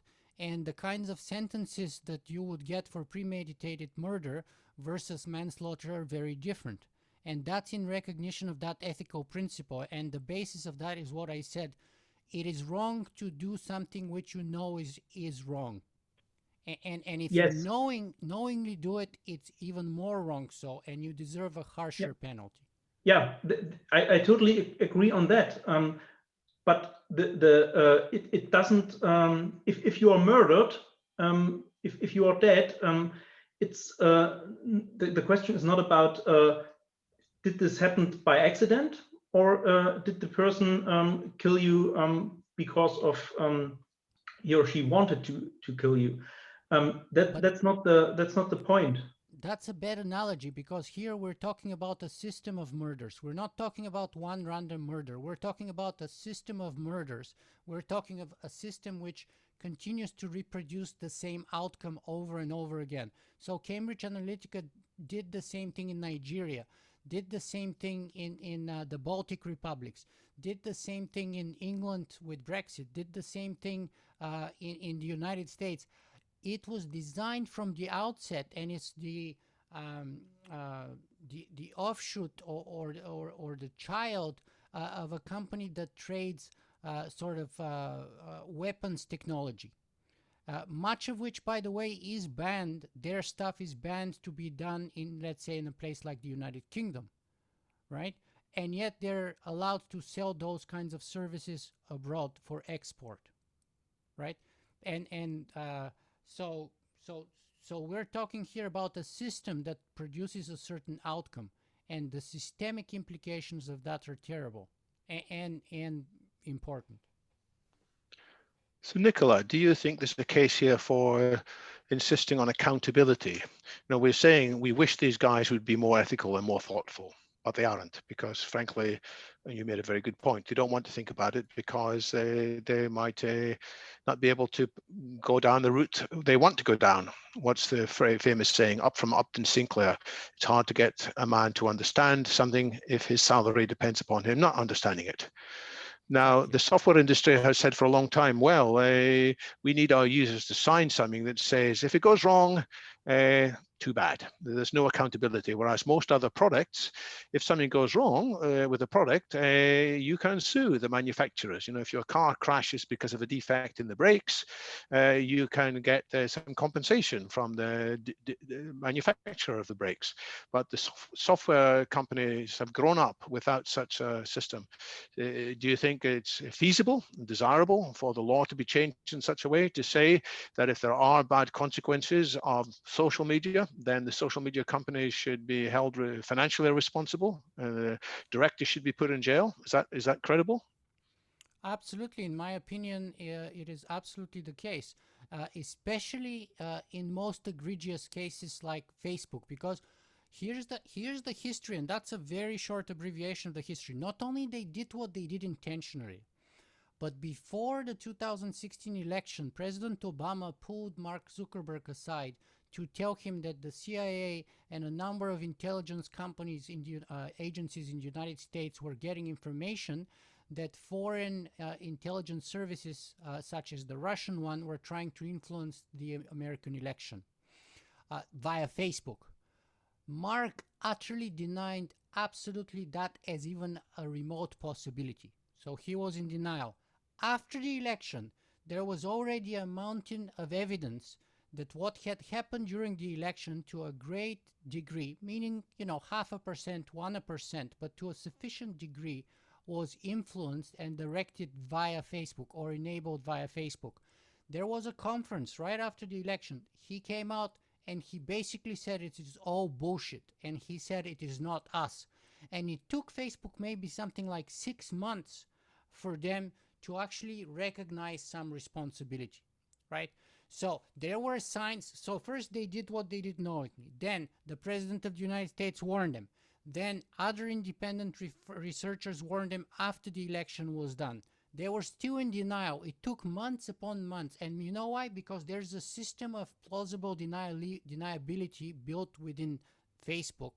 And there's, as David accurately gave us that fantastic quote, the fact that they stand to make billions and eventually trillions of dollars of not being able to see that, right? So there absolutely should be financial responsibility, and we know that they got paid or they got sentenced to pay something like $5 billion. That's peanuts compared to the damage that they did. That's grossly disproportional. One of the things about ethics of law or philosophy of law is proportionality, the principle of proportionality. So the penalty must be at least in some way, shape, or form proportional to the damage that they did. This is grossly unproportional. 5 billion is nothing. So that's number one. Secondly, you need to have personal responsibility. As Sean Parker mentions here, and mentioned deliberately people by name, he even had the courage to say it was people like me, it was people like Mark, and it was people like the founder of Instagram. We knew that, and we did it anyway. Well, that's as close to admission of guilt you can get to as possible in a public forum, okay? So you need to be able to have some kind of a civic suit, or I don't know what, I'm not a lawyer, but you have to prosecute these individuals personally. You have to, you must, and they must be held responsible, because just like, you know, we have laws, and we prosecute and we investigate and we chase, you know, weapons of mass destruction traders all around the globe, even though there's a sort of this illicit network of global arms trade, you know, and we prosecute those people. The same would happen with these software weapons now that can be used to do weapons of mass destruction, as Kathy O'Neill put it. And they should be liable, because now it may be the case that you can do as much damage with code as you could used to do with, you know, 1,000 or 10,000 AK-47s, let alone with something else. So yes, companies should be responsible, and people too. Well, it reminds me on the Volkswagen case, or on several banking cases. Good example, yes. Yes, and they don't have to take responsibility, not enough. Especially seeing the scale of the profits that can be made. I mean, Mark Zuckerberg has got immensely more wealthy in just the last few months as his share price has gone up and up and up. He has grown in value by most people have ever, more wealth than most people have ever lived. So the penalties for misbehavior must be increased as well.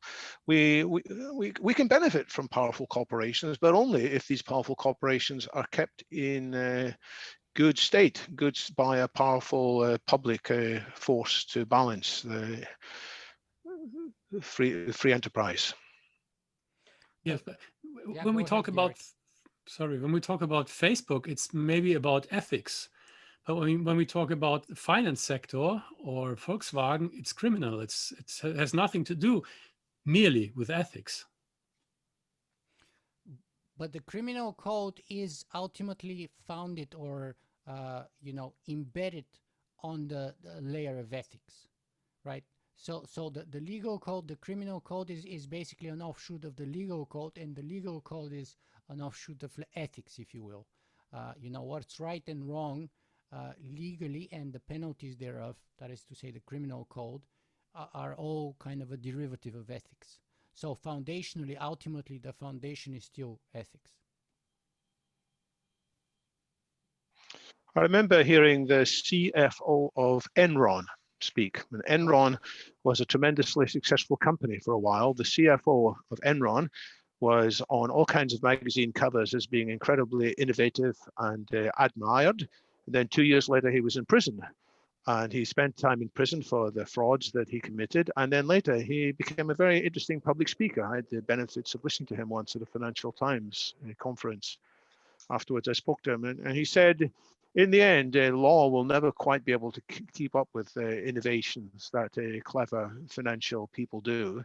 They can constrain them for a while, but the financiers will always be able to figure out clever ways around it. But on the other hand, he wasn't so optimistic that just talking about ethics would have a difference too, because we all may think of ourselves as ethical, but then these strong financial pressures, we don't want our pensions to go down in value. We don't want to lose our expectations of our well-being are hard. So I mean, I came away from that conversation with having a clear view what the answer is. I think we do need to proceed dual track. We need to keep emphasizing the ethical principles and trying to appeal to the better angels of people's nature. And at the same time, we need to keep on revising the law to keep it agile and lean so that we at least head off some of the problems. And we make various crimes so that we will stop at least some people from doing them, even though we don't deter all robbers and don't deter all murders. You know, but that's again a problem here of miscarriage of justice and unethical, racist, and unequal treatment of criminals.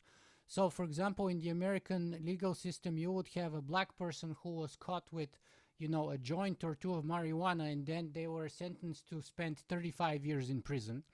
And then you have these bastard CEOs who are totally without conscience and any scruples and any ethics whatsoever, who screwed up thousands of people of their 401k retirement funds, who did damage for billions of dollars, people like them who eventually triggered the 2008 global recession with all the derivative fiasco and the subprime mortgage and stuff like that. And in the best cases, like in the Enron case, the guy got mostly a symbolic sentence. And then, as you said, he was able to profit from his crime thereafter by speaking about it at conferences. Now, to me, that's utterly preposterous, and that's not a carriage of justice, that's a miscarriage of justice. He should have spent decades in prison, and he shouldn't be allowed to write a book and to speak about his crime and thereby profit from it. You know, and that's again a system which in the United States, as I said, is racist, because if you're black and if you trade, you don't have to trade. If you smoke a marijuana in the corner and they catch you with another one, you get decades of jail time. And if you're a white guy in a suit and you screw up thousands and you steal billions, it's okay. We give you a slap on the hand, and then you're okay to go back to your mansion and keep making money by speaking. And I'm sure he was charging tens of thousands of dollars for his speaking, and to me that's wrong.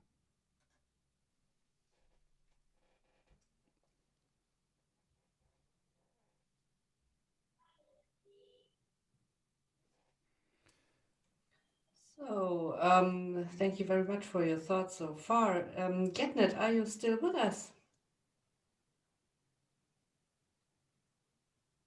Yeah, he unmuted. Getnet, I can't hear you. Oh, I think the connection is quite bad. You. So It's getting better. oh no. Hello. Okay, yeah. Hello. I'm Yeah, with you great. just because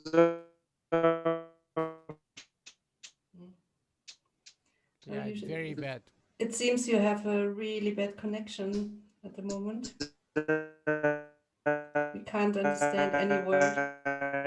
because of the speed of the internet, I shut down. Yeah, I'm just following you. Yeah, it's the ethics issue. That's what you are discussing about.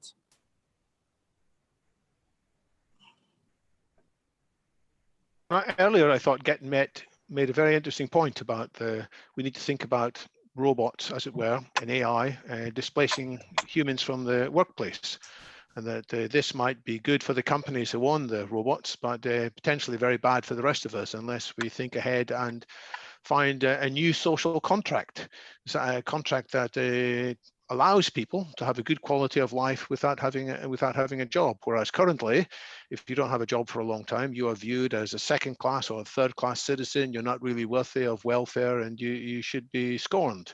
So I think there's these aren't quite the same as the existential risks that we were talking about earlier, but they could mean that many people will end up in a state of despair, psychological damage, financial damage, unless we have solutions ready. Nicola, are you a fan of changing the social contract to anticipate the needs for more people push out of work? Or do you think that for the foreseeable future, those who want to work will be able to train themselves and get good jobs? You know, I fluctuate on that. I fluctuate on technological unemployment. I kind of keep changing my mind on it. I would say that, so let's break it down in pieces. So first of all, the idea of a job to me is preposterous. I had things like jobs in my life for a very short period of time. And I've been fortunate that most of the time I've had what I call my passion, and I've been just following my passion no matter the cost. And that's kind of stemming directly from my ethics, because I'm not very flexible on certain kind of compromises or compromising about, you know, my foundational ethics, if you will.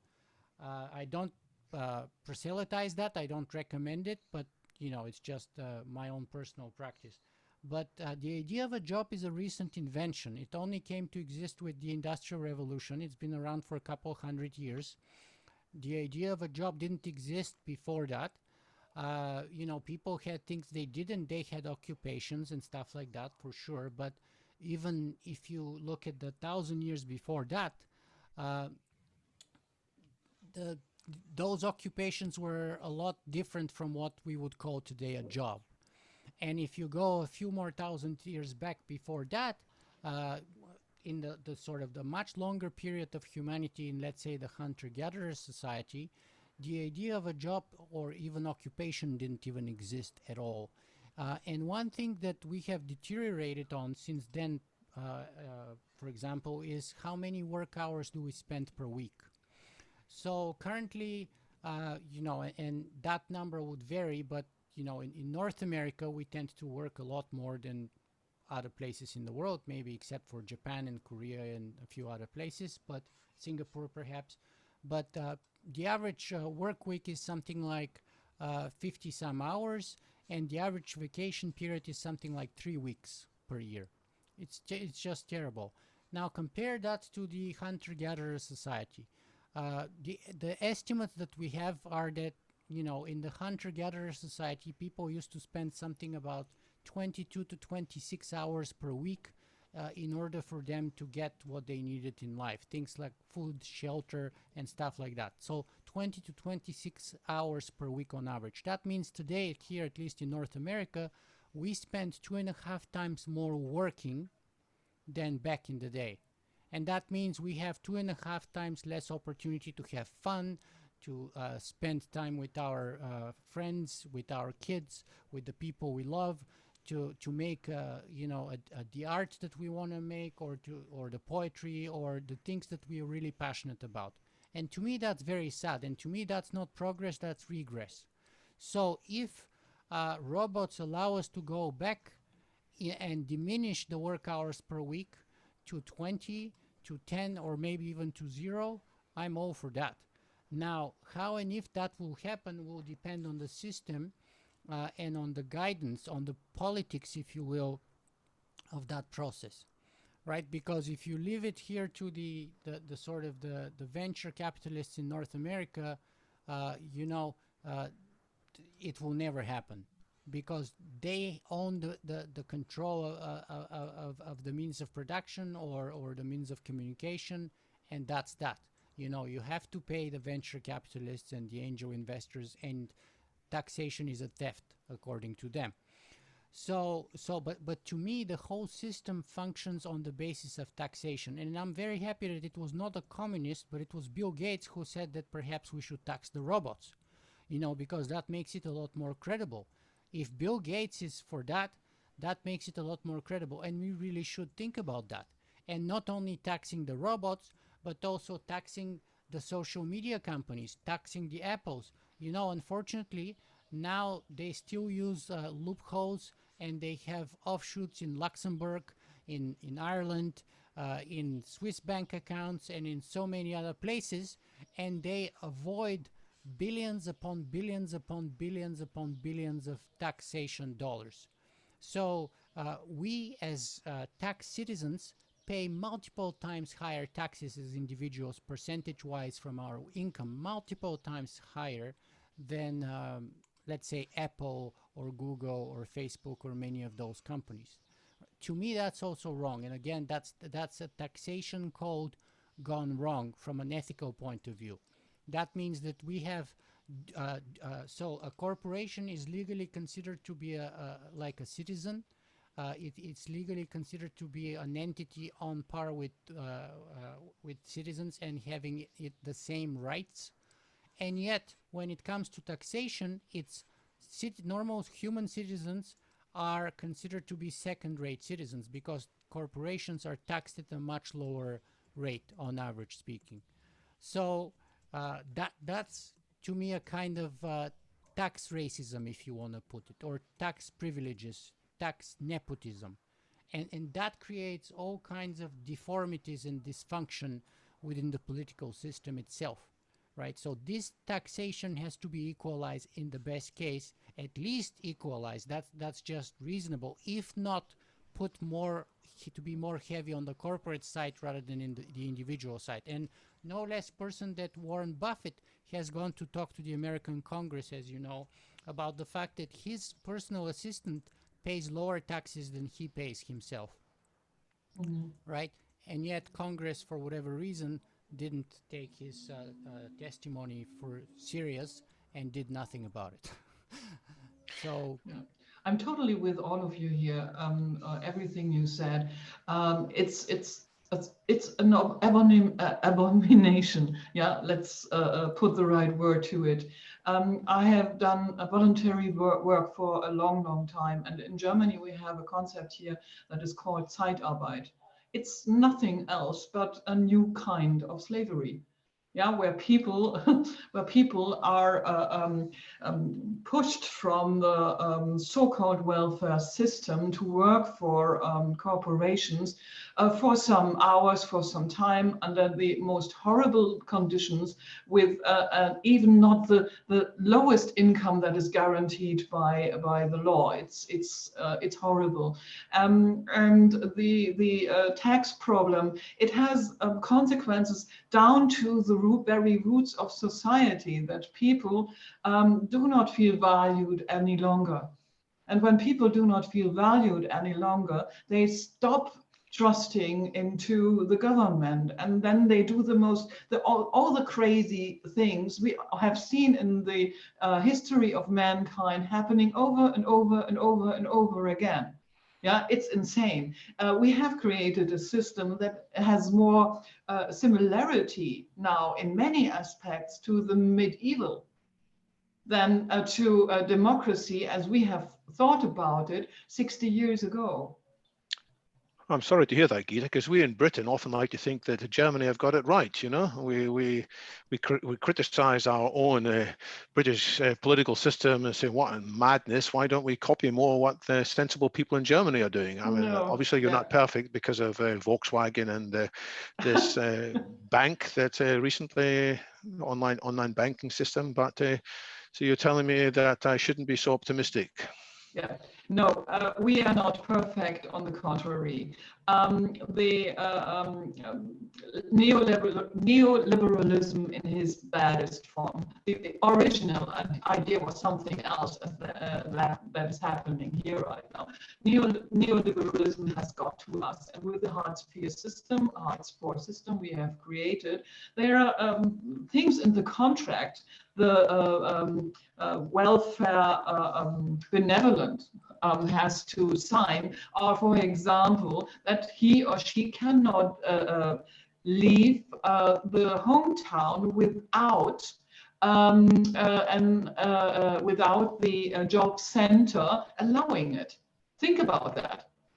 Yeah, you cannot visit your grandmother in another city without asking someone that you are allowed to go. It's insane.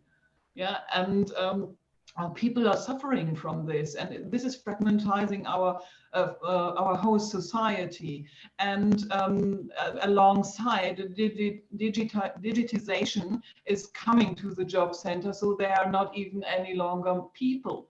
Due to Corona, you can talk to, and you are completely dependent on a system that tells you that you are a little child, yeah, with no citizen rights. Yeah, and people react to that.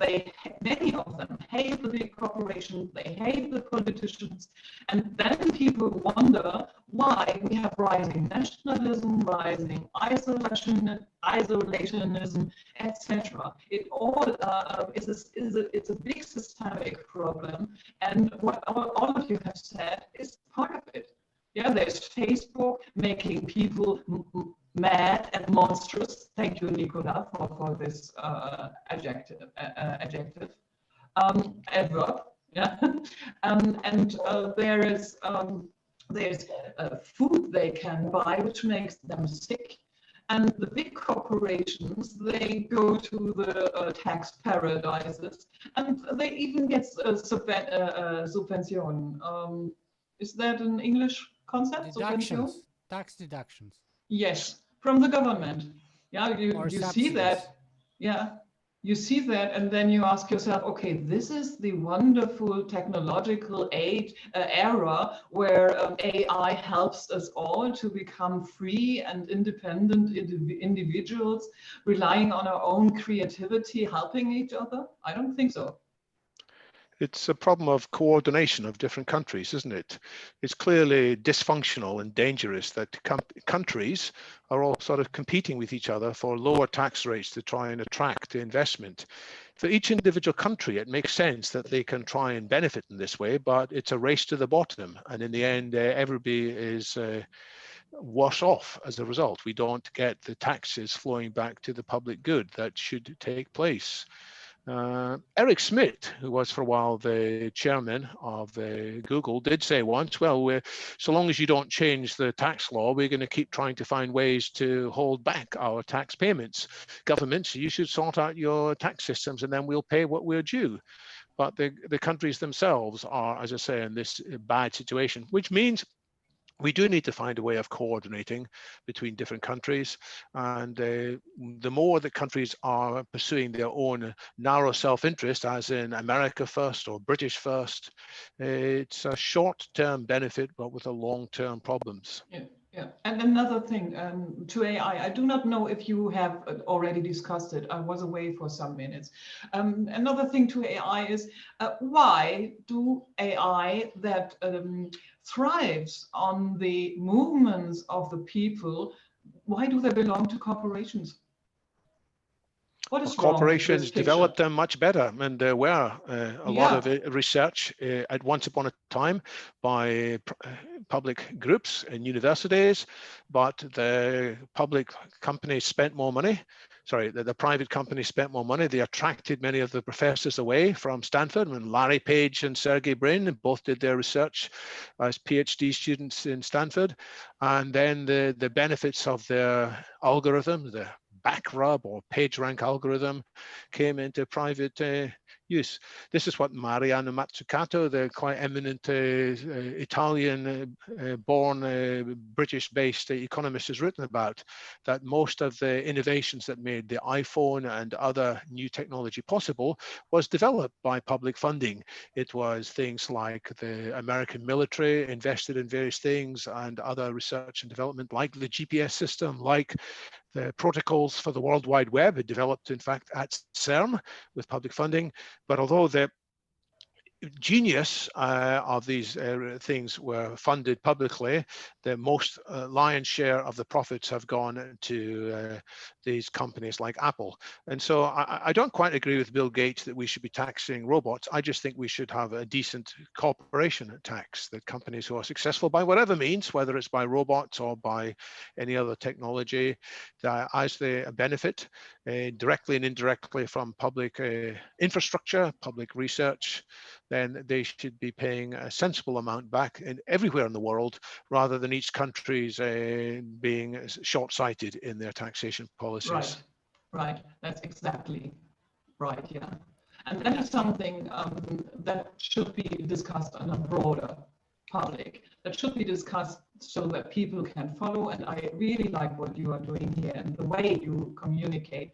It is understandable, it is relatable, people can see, okay, yes, these guys, they care, they know what they are talking about, they care. And what can we do to make these ethical Überlegungen, thoughts more accessible to the public? So that people know that there are people who care. You have to do the two things. That it's two parts. Sorry. One is systemic, and the other is personal, and you have to work on both ends of the equation. So the personal end of the equation is covered by what we discussed earlier on yesterday with Bildung, for example, and all the related ideas about education, but in specific the ideas around Bildung, about Ubuntu, and so on, and ethics, of course, from the ancient Greeks, and that would take care of the personal end of things. But that's insufficient. We also need to do the system change. We need a systemic change that works in synchrony with that, or together with that. And each of those parts on its own would not be sufficient or would not be work sufficiently well. We need both the systemic change and the personal change, because better people do better things and take better action, but also better systems produce better people and better outcomes. And so we need both of them. Perhaps this is a good time to talk about a prediction by a futurist in 1930. He's sometimes described as the smartest person from the first half of the last century, John Maynard Keynes, better known as the Economist, but he had a famous lecture in Lisbon, I think in Portugal, which is written up as a short book chapter called Letter to Our Grandchildren. And he said in that currently we're working 40 or so hours a week, but technology will improve in its capabilities, and by 100 years' time, so we're 90 years of the way there now. In 100 years' time, we would be able just to work 15 hours a week and we would have all the same benefits. However, he also said, this outcome depends on us being satisfied with a certain kind of life. And if we are driven instead by keeping up with the Joneses, I can't remember exactly what his words were, if we're always comparing ourselves with others, always want to keep ahead, then even though our quality of life got better than it was in the past, we will still want to dig in for more consumer goods. And so the determinant as to whether we will actually switch over to a world focused on experiences rather than possession and goods, it comes down to what kind of psychology dominates. And it's hard because we're all living in a world with lots of advertising. And although we dismiss 90% of it, maybe 10% of it gets to us, I don't know. And it helps us all to think, well, we actually do need more money and X, Y, Z. So I think I still hold on to that vision that John Maynard Keynes held out, that we, on average, by 2030, we'll only need to work 15 hours a week, and that will provide us enough for a very good quality of life indeed. It won't allow us to have all the most expensive things we sometimes think we need, but actually we don't need them. But it will depend upon a change in consciousness, and it will depend upon more people looking at their colleagues, looking at the social validation group and seeing them saying, hang on, I'm not chasing this consumer anymore. I am satisfied with some aspects of a simpler life. Gerrit, you're nodding your head. I'm sure you've got things to say about some of the discussion for the last 10 minutes or so. I love this letter to my grandchildren by John Maynard Keynes. That's really brilliant text. And what I was thinking about is that there are already ideas around how this could actually happen. What I really found a great idea and a great concept was this new work approach by Fridtjof Bergmann, who distributed the amount of work that we spend in. 1/3 is the amount of work where we produce something and earn money. 1/3 is the kind of work that we really want to do. That is what Nicola said for a few minutes ago about this writing poems or doing something that we really enjoy. And the third part is the kind of work where we have a high technology way of producing the things that we want to have for living. And he started this experiments in the 1980s, as far as I remember, and they were quite successful at some places. Unfortunately, the whole concept was taken over by the agile community and completely turned around in the actually opposite from my point of view. But in all the areas where people are working physically with their physical power and strength, this concept that he described are quite a good approach to really come to the point that Keynes described and thought about in his grandchildren letter. I missed the name of the person you were talking about. Was it Rutger Bregman?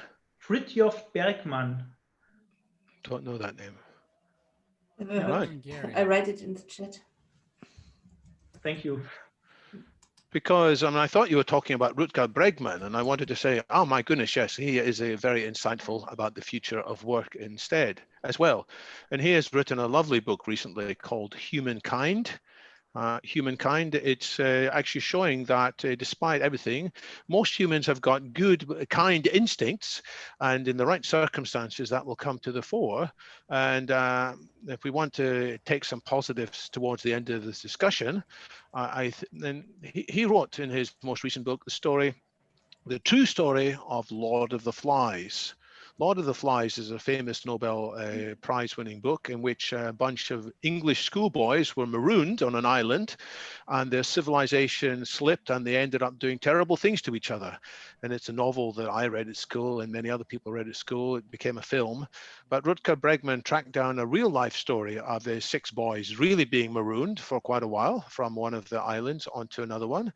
And actually, they lived in a very good relationship with each other. They didn't have civilization falling to pieces.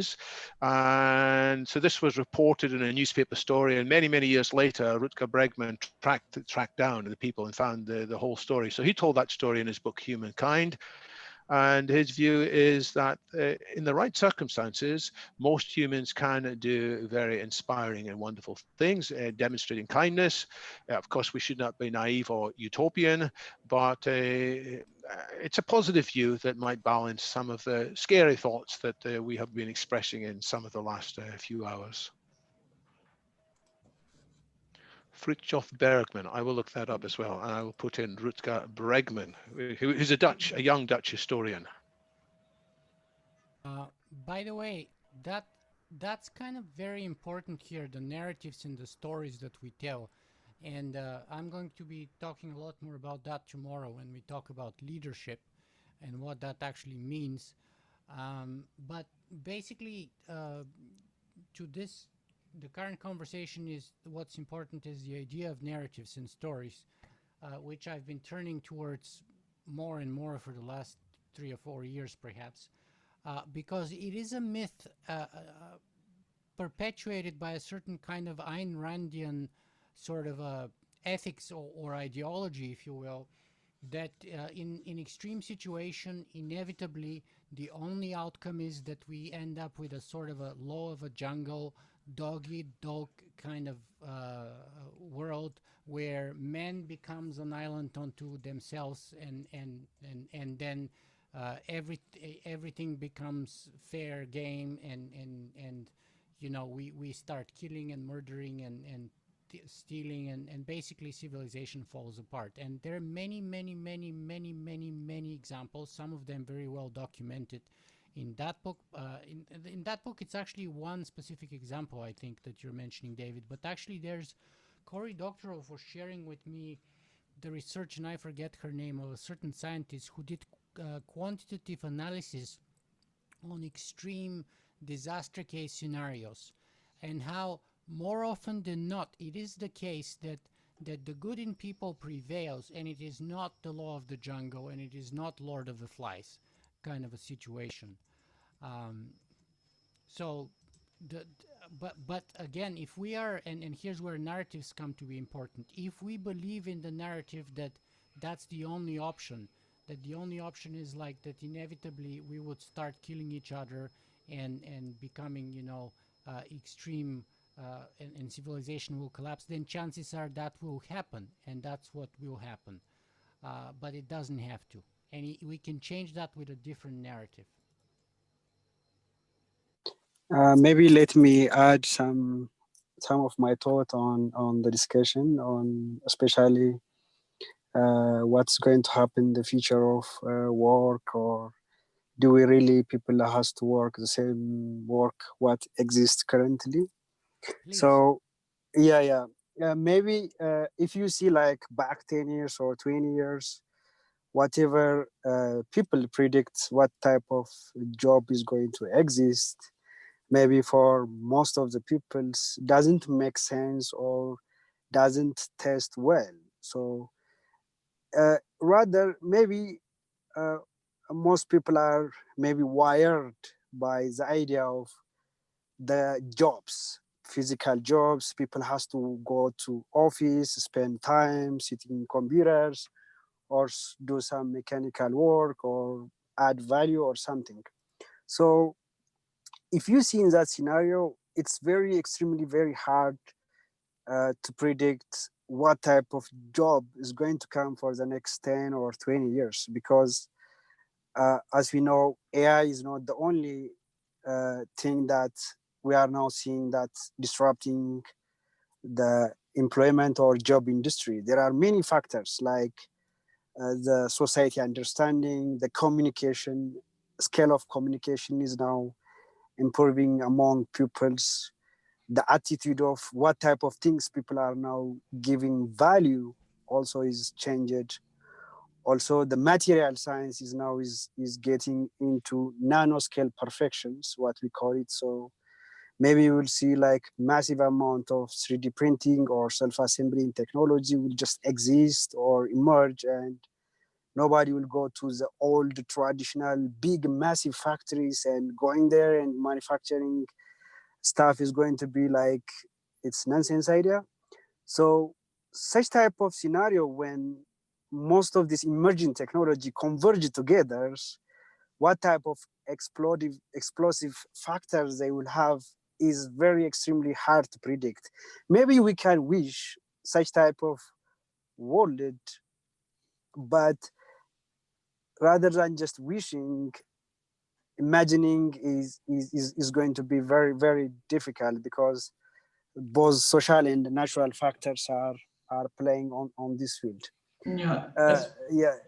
Yeah. So to add in this point, so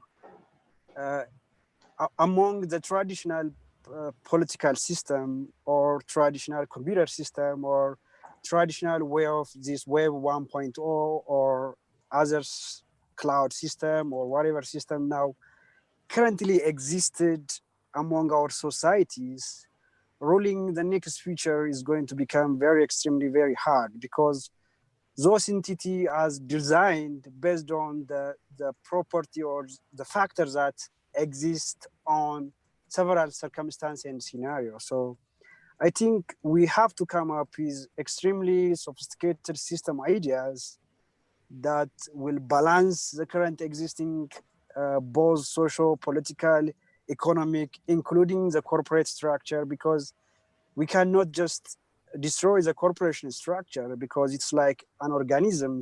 It exists among our societies and adding values. Because, for example, nowadays I can just Google something and I can get the old information in my laptop or my smartphone. This is a product of many researchers, including those corporations who add extremely high values to be like that. So we cannot omit one entity or one system. As an organization, every system has to balance each other's and co-work together. So designing such sophisticated system is going to be the next feature or the next challenge that humanity has going to face. I cannot focus or I cannot address who should address this sophisticated system. Should corporate address this one, or the military system has to address this one, or politicians address this one? It's very hard to say, because the entity who are playing on this is so complex and dynamics.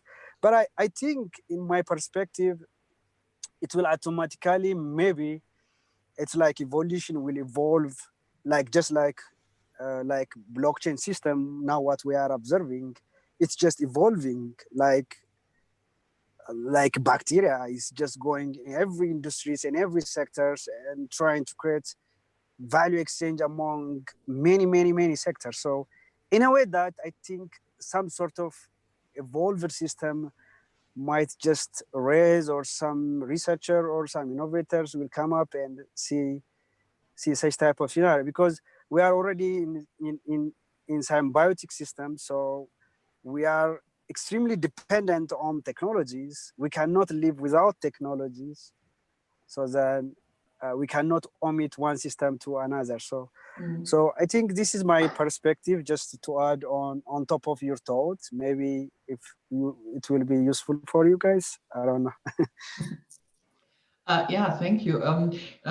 What comes to mind is here China and global economy partly as a block to developing technology further.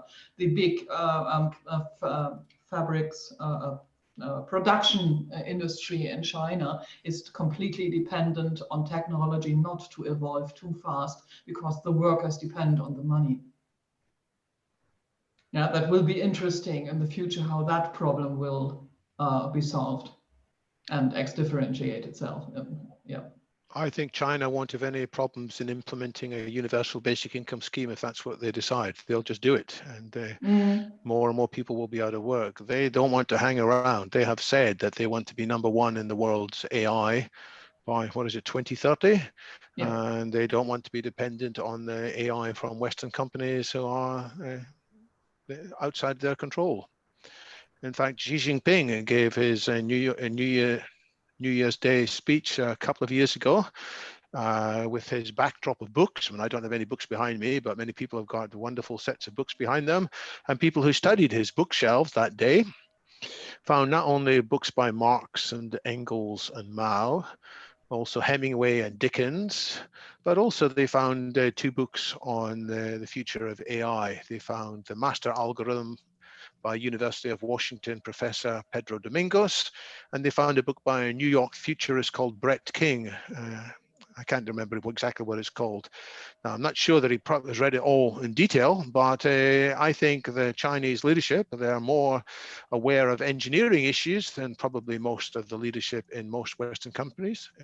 I mean, Angela Merkel's an honorable exception with her scientific background, but far too many people in the leadership of certainly Britain, America have a limited scientific and engineering background, whereas there's more there in China. And the other thing that stunned China into determining they weren't going to slow down was the fact that Western software from Google's AlphaGo had beaten their champion player in Go. And we in the West know about the game Go. It doesn't impinge on our consciousness too much. But in China and Korea and Japan, Go is treated as one of the 5 hallmarks of true intelligence, along with calligraphy and a few other things. And it had been long believed that computers wouldn't catch up with human skills in this very deep game for probably, some people said 10 years, and the Go players themselves said 20 years. It was the AI professors tended to say 10 years. And then Google came along and comprehensively beat their player. And it was such a shock to the system, they decided, well, they're not going to hang around. So they, I think, will transform things more quickly. I'm not a huge fan of all the Chinese politics, of course, because they don't have a good opposition. I do think that powerful states need to be balanced by powerful opposition, a free press and an independent judiciary. I'm afraid that there is a kind of a super intelligence there that's out of control, which is the Chinese state, which is just as dangerous as the super intelligences such as Google and Facebook and Apple, which are sort of out of control in the West. But it's another sign that things will probably go faster than most people naively expect, because of this determination not to be left behind. After all, as Vladimir Putin said in a talk a year or 2 ago, whoever leads the world in AI will rule the world. And whatever else people think about Vladimir Putin, I don't want him to be the ruler of the world. And so it's another sign that there will likely be an impending rush, which is why we have to get the story of a better AI safety out everywhere, so that even people who are inclined to rush will still think, hang on, even as we rush, we need to put the safety considerations and ethical considerations there. Okay, I took another view in the chat, still alive on YouTube, and one of the Dominics, it's Dominic Deal, who is not very compatible for self-promotion, wrote about research he's been doing for the last 21 years. And maybe it would be an interesting contact for whomever from your side, detecting that we have not a human world, but a planet, I quote, but a planet fragmented into number-based access principles, inconsistent infrastructure, and incompatible technologies, incompatible and inconsistent bureaucratic formalizations. Maybe a good starting point for, too late for today, but a good starting point for more discussions or more dialogues on these issues. Some incompatibilities is okay. Some diversity is useful. It allows some experimentation, and some countries may experiment with one change in the social contract and others won't. But on the other hand, I think Dominic's right that there is a fragmentation which is too dangerous. We have to figure out which diversity we encourage and support and which diversity we don't want to encourage and support on the global level. And that's a discussion that needs to be accelerated. Yeah. The diversity of tax systems we referred to earlier is something that is actually very dysfunctional. Yeah. Yes, or even the diversity of the plugs for electric devices in Europe. But we don't want to standardize too quickly. I mean, we shouldn't have standardized forever on USB-A, for example, because we allowed USB-B and then, I forget, is it ABC or 1, 2, 3? So there should be a route to go forwards, but absolutely we do need standards. Without standards, we wouldn't even know how to share a road, because some people want to drive on the right and some people would want to drive on the left. We need rules for how to go around circles or roundabouts and so forth. Absolutely, we have to figure out which standards to uphold and which standards we can be open-minded about. And it's going to change all the time. The standards that are appropriate in one time may be overtaken by a different set of standards that should be adopted shortly afterwards. Mm. So where does the UK Transhumanist Party fit in this whole discussion, David? And is there any progress on that? Can you perhaps give us some update about the last couple of years? At least to me, that's interesting, and it's kind of relevant because the ideal, at least in theory, the ideal field where one should apply ethics would be the field of politics. And at least back in ancient Greece, the youth would go to those sophists, teachers, whom of course Socrates called the prostitutes of wisdom. But the idea was to teach the young men of their time in a democracy like the Athenian democracy ethics, and in a way to prepare them as a jump-off point, together with a number of other skills, of course, and allow them to jump into politics and to become a leader of the shape and form that, like Pericles was, for example. So tell us a little bit about the real world and trying to apply those things that you have many great ideas from your book in the actual world in the UK. That's a great question. I will try and briefly address that. I've been introduced at the head of these sessions as from the Transhumanist UK Party. But in fact, we've changed our name. We no longer call ourselves a party, because trying to be a third party in a system as we've got in Britain, the same as in America, when it's a first past the post in an election, as opposed to the situation in Germany when there's more proportional representation and where there are regional lists. In such countries, there is more possibility for new parties to be elected, whereas in countries with the archaic first past the post system, most people will think, well, I quite like these guys, but I'm not going to vote for them, because if I do vote for them, I'll let that other very nasty candidate win instead. It's a bit like when people voted for Ralph Nader in the American presidential election a few years back. Instead of voting for Al Gore, they voted for Ralph Nader, and they allowed George W. Bush to become president, and so on. So I don't think there's a route forward for a new party. And so we've given up on being a party. We're just trying to campaign in a way that reaches politicians of all sorts. We have stuck with the name transhumanism, despite the fact that many people react badly to the word transhumanism. Transhumanism is associated in many people's minds with weird things. It's sometimes assumed to be rah, rah, rah for Silicon Valley. It's sometimes assumed that we all want to upload our brains into the cloud and maximize our efficiency. I keep saying, no, that's not what transhumanism is. Transhumanism is a more nuanced, broader church But in the end, we have to bear in mind what people in the real world use words for. For the time being, I think the word transhumanism can be saved, and so I'm sticking with that. I think the word transhumanism is a good sense. It's transcending some parts of human nature so that we can be better humans. But we'll wait and see.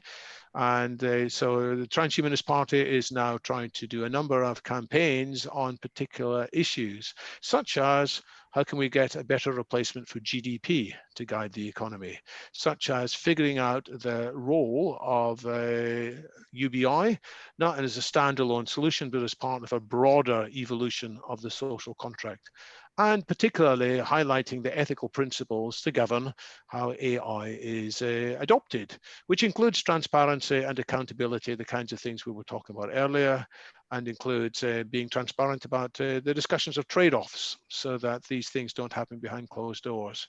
How this will evolve, well, we're trying to rebrand. There will be a new logo. There will be a new website again shortly to see whether that can make things fly. But making things fly, do you feel like the wind is behind your back, or is it against you locally, at least now in the UK? Well, there are people in all parties in the UK who appreciate the need for understanding of technological change. Even the most hated person in British politics, he is the chief advisor to the Prime Minister. He's a person called Dominic Cummings. And he is the brains behind Brexit in some ways. He actually also realizes that technology is changing faster, and he says he wants more funding for innovative scientific breakthroughs. He wants to copy some of the initiatives from America's DARPANet and so forth. So I have some sympathy there. I don't agree with his methods, but there are people in all parties who are at least open to discussing these things. And we need to find a way to have discussions with people, even though we dislike them.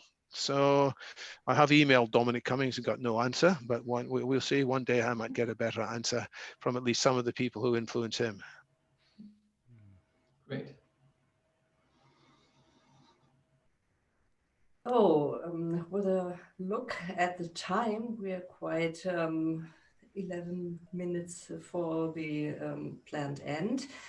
What I think is this panel also shows that this conference should only be a beginning of further networking and regular exchange, like Gitta planned it before. There are so many topics to discuss and so many solutions to find when we want to tell our children that we were working on something to change. We will invite you for a last round, for a last statement, and maybe you will let you guide by the question, what are you taking away from today that you did not bring before? Getnet, maybe you want to start? Sure. I mean, it's very interesting discussion. I'm just observing or seeing different people's thoughts, ideas on emerging technology and AI ethics. And I hope such type of high-level discussion, if it's among some threshold societies, I hope the future will be a better place. One of the problem is those people who are building maybe can be corporations or politicians. Their awareness on the deepness of the ethics of such type of emerging technology and the urgency of these technologies is not as such extremely aware of those things. They don't even understand that AI is extremely more deadly dangerous than nuclear. So there is no extreme high debates, discussions, or like ground shaking decision I'm not observing. So I hope such type of discussion, if it goes in a higher level, maybe we can have like a better solution or better idea. So I think I'm observing that everybody has something in his mind, in his heart to make a future a better place. So I hope it's very good discussions, and yeah, I captured a lot of things. Yeah, that's my thoughts. Thank you very much, Getnet, and Sure. thanks for joining us from Ethiopia. Sure, So, sure. Gerrit. Yeah, the first thing that I got as a result from this discussion is additional books for my reading list. That's what I always enjoy. And and very important point for me was the discussion about the consequences of ethics, and of the discussion that we had regarding, does it matter if I do something conscious or not? Because this is a point that I always discuss with my students who usually become programmers after they study computer science. And I think for them, it is very important to be conscious when they do things, and start thinking, starting from the consequences that they may produce with the computer systems, the software systems that they create. And I think the discussions are not at an end regarding this, and we just are on the very, very first beginning with all these discussions regarding technology and artificial intelligence, and what might arise on the horizon during the next few years. Thank you, Gerrit. David, please. So I had an insight, which I will call the 5 M's. And it was inspired by something that Nicola said, which I'd heard before, but I'd forgotten about it. But it's very pithy. It's looked at a narrative. So this 5 M's is a narrative, and narratives make a difference, as we know.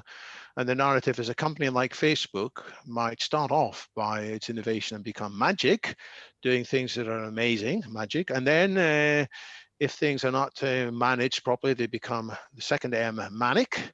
And then the third M, monstrous.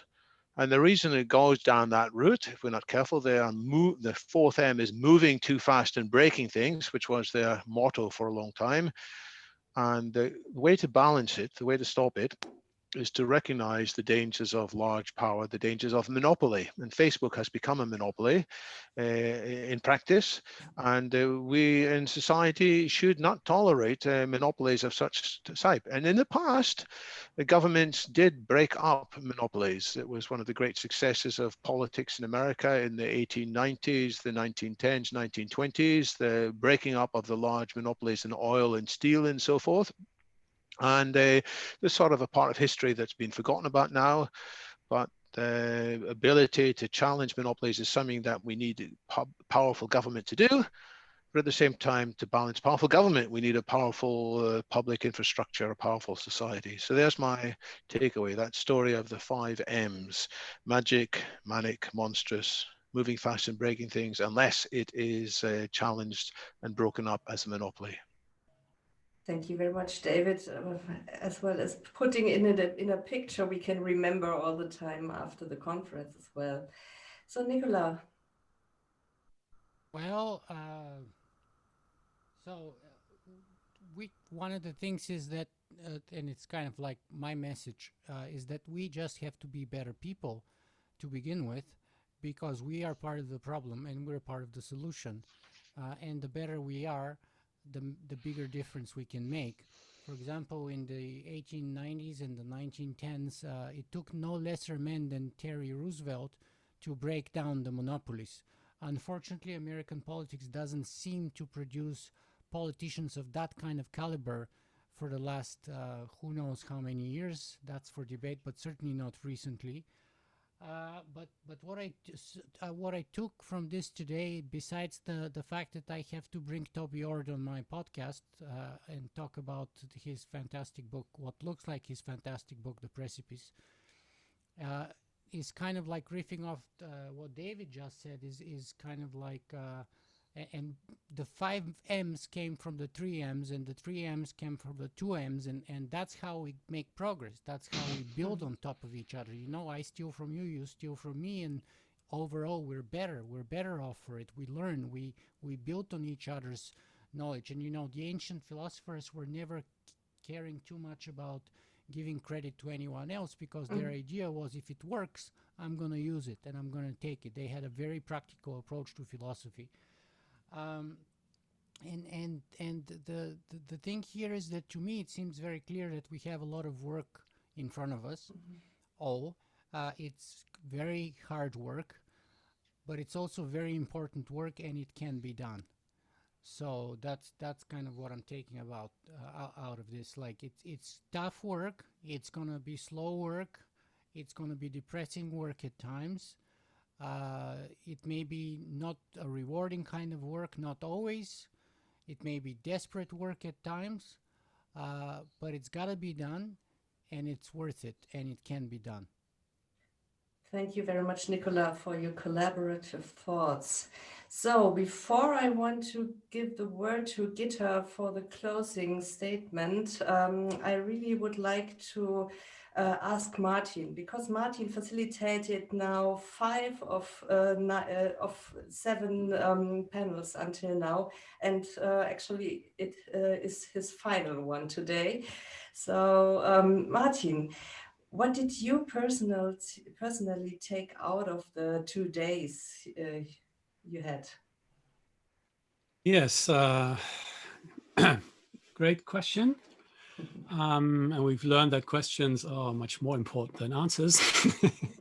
Well, first of all, I met lots of very, very special and interesting people with lots of great ideas and visions. So I learned a lot and broadened my point of view on many things, and I really appreciated the diversity of backgrounds and expertise, even though maybe a bit more gender diversity would have been not too bad as well. But in some sessions there was a good diversity.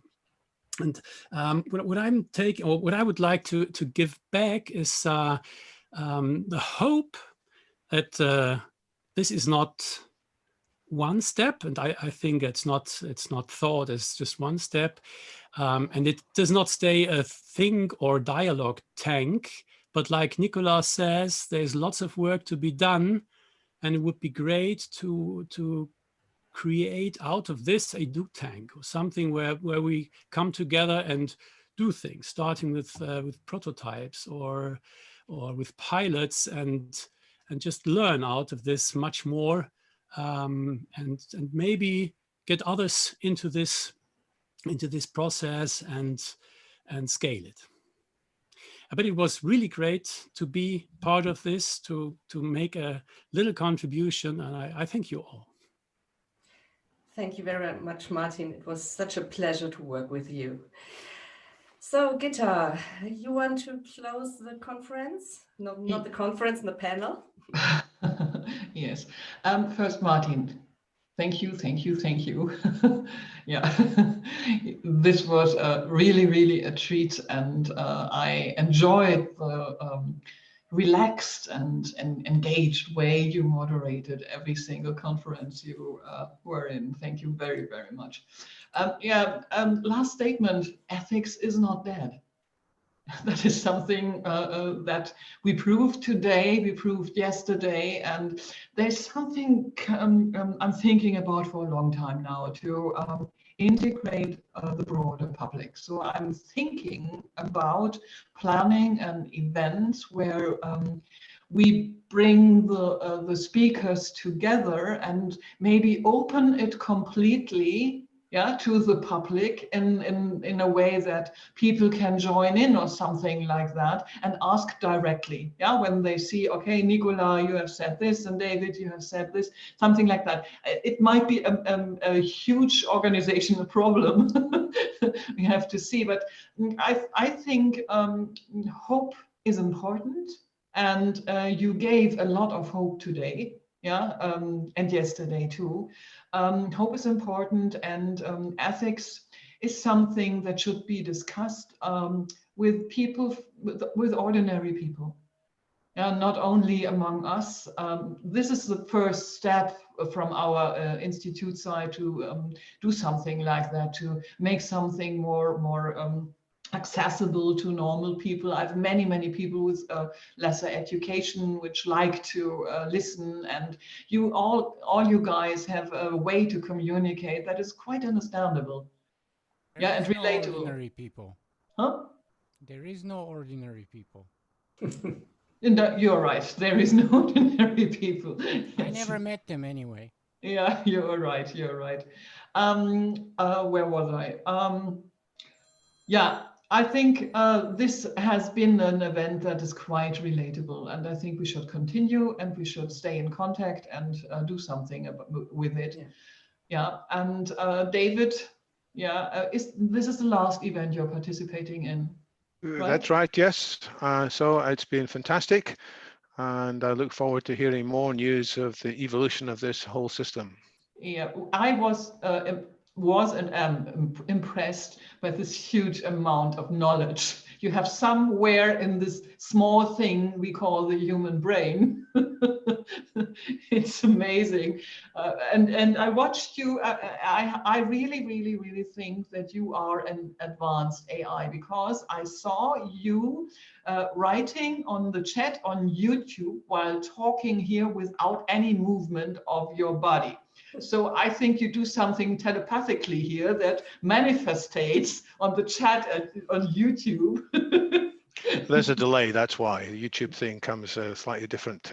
It's not entirely synchronized, is it? But no, I'll take that as a compliment. You can tell us that you're an augmented human. It's okay. Well, we all augmented, and we can augment ourselves more. Yeah. Transhuman. Thank you for your time, David. This was fantastic, and I hope we see each other soon again. And the same with you, Nicola. I don't know if I'm tomorrow there. I think I have to visit the doctors. But listening to you and the way you present your ideas, it comes so natural to you. And I'm so grateful that we have met here, and the questions you ask and the way you live what you are saying.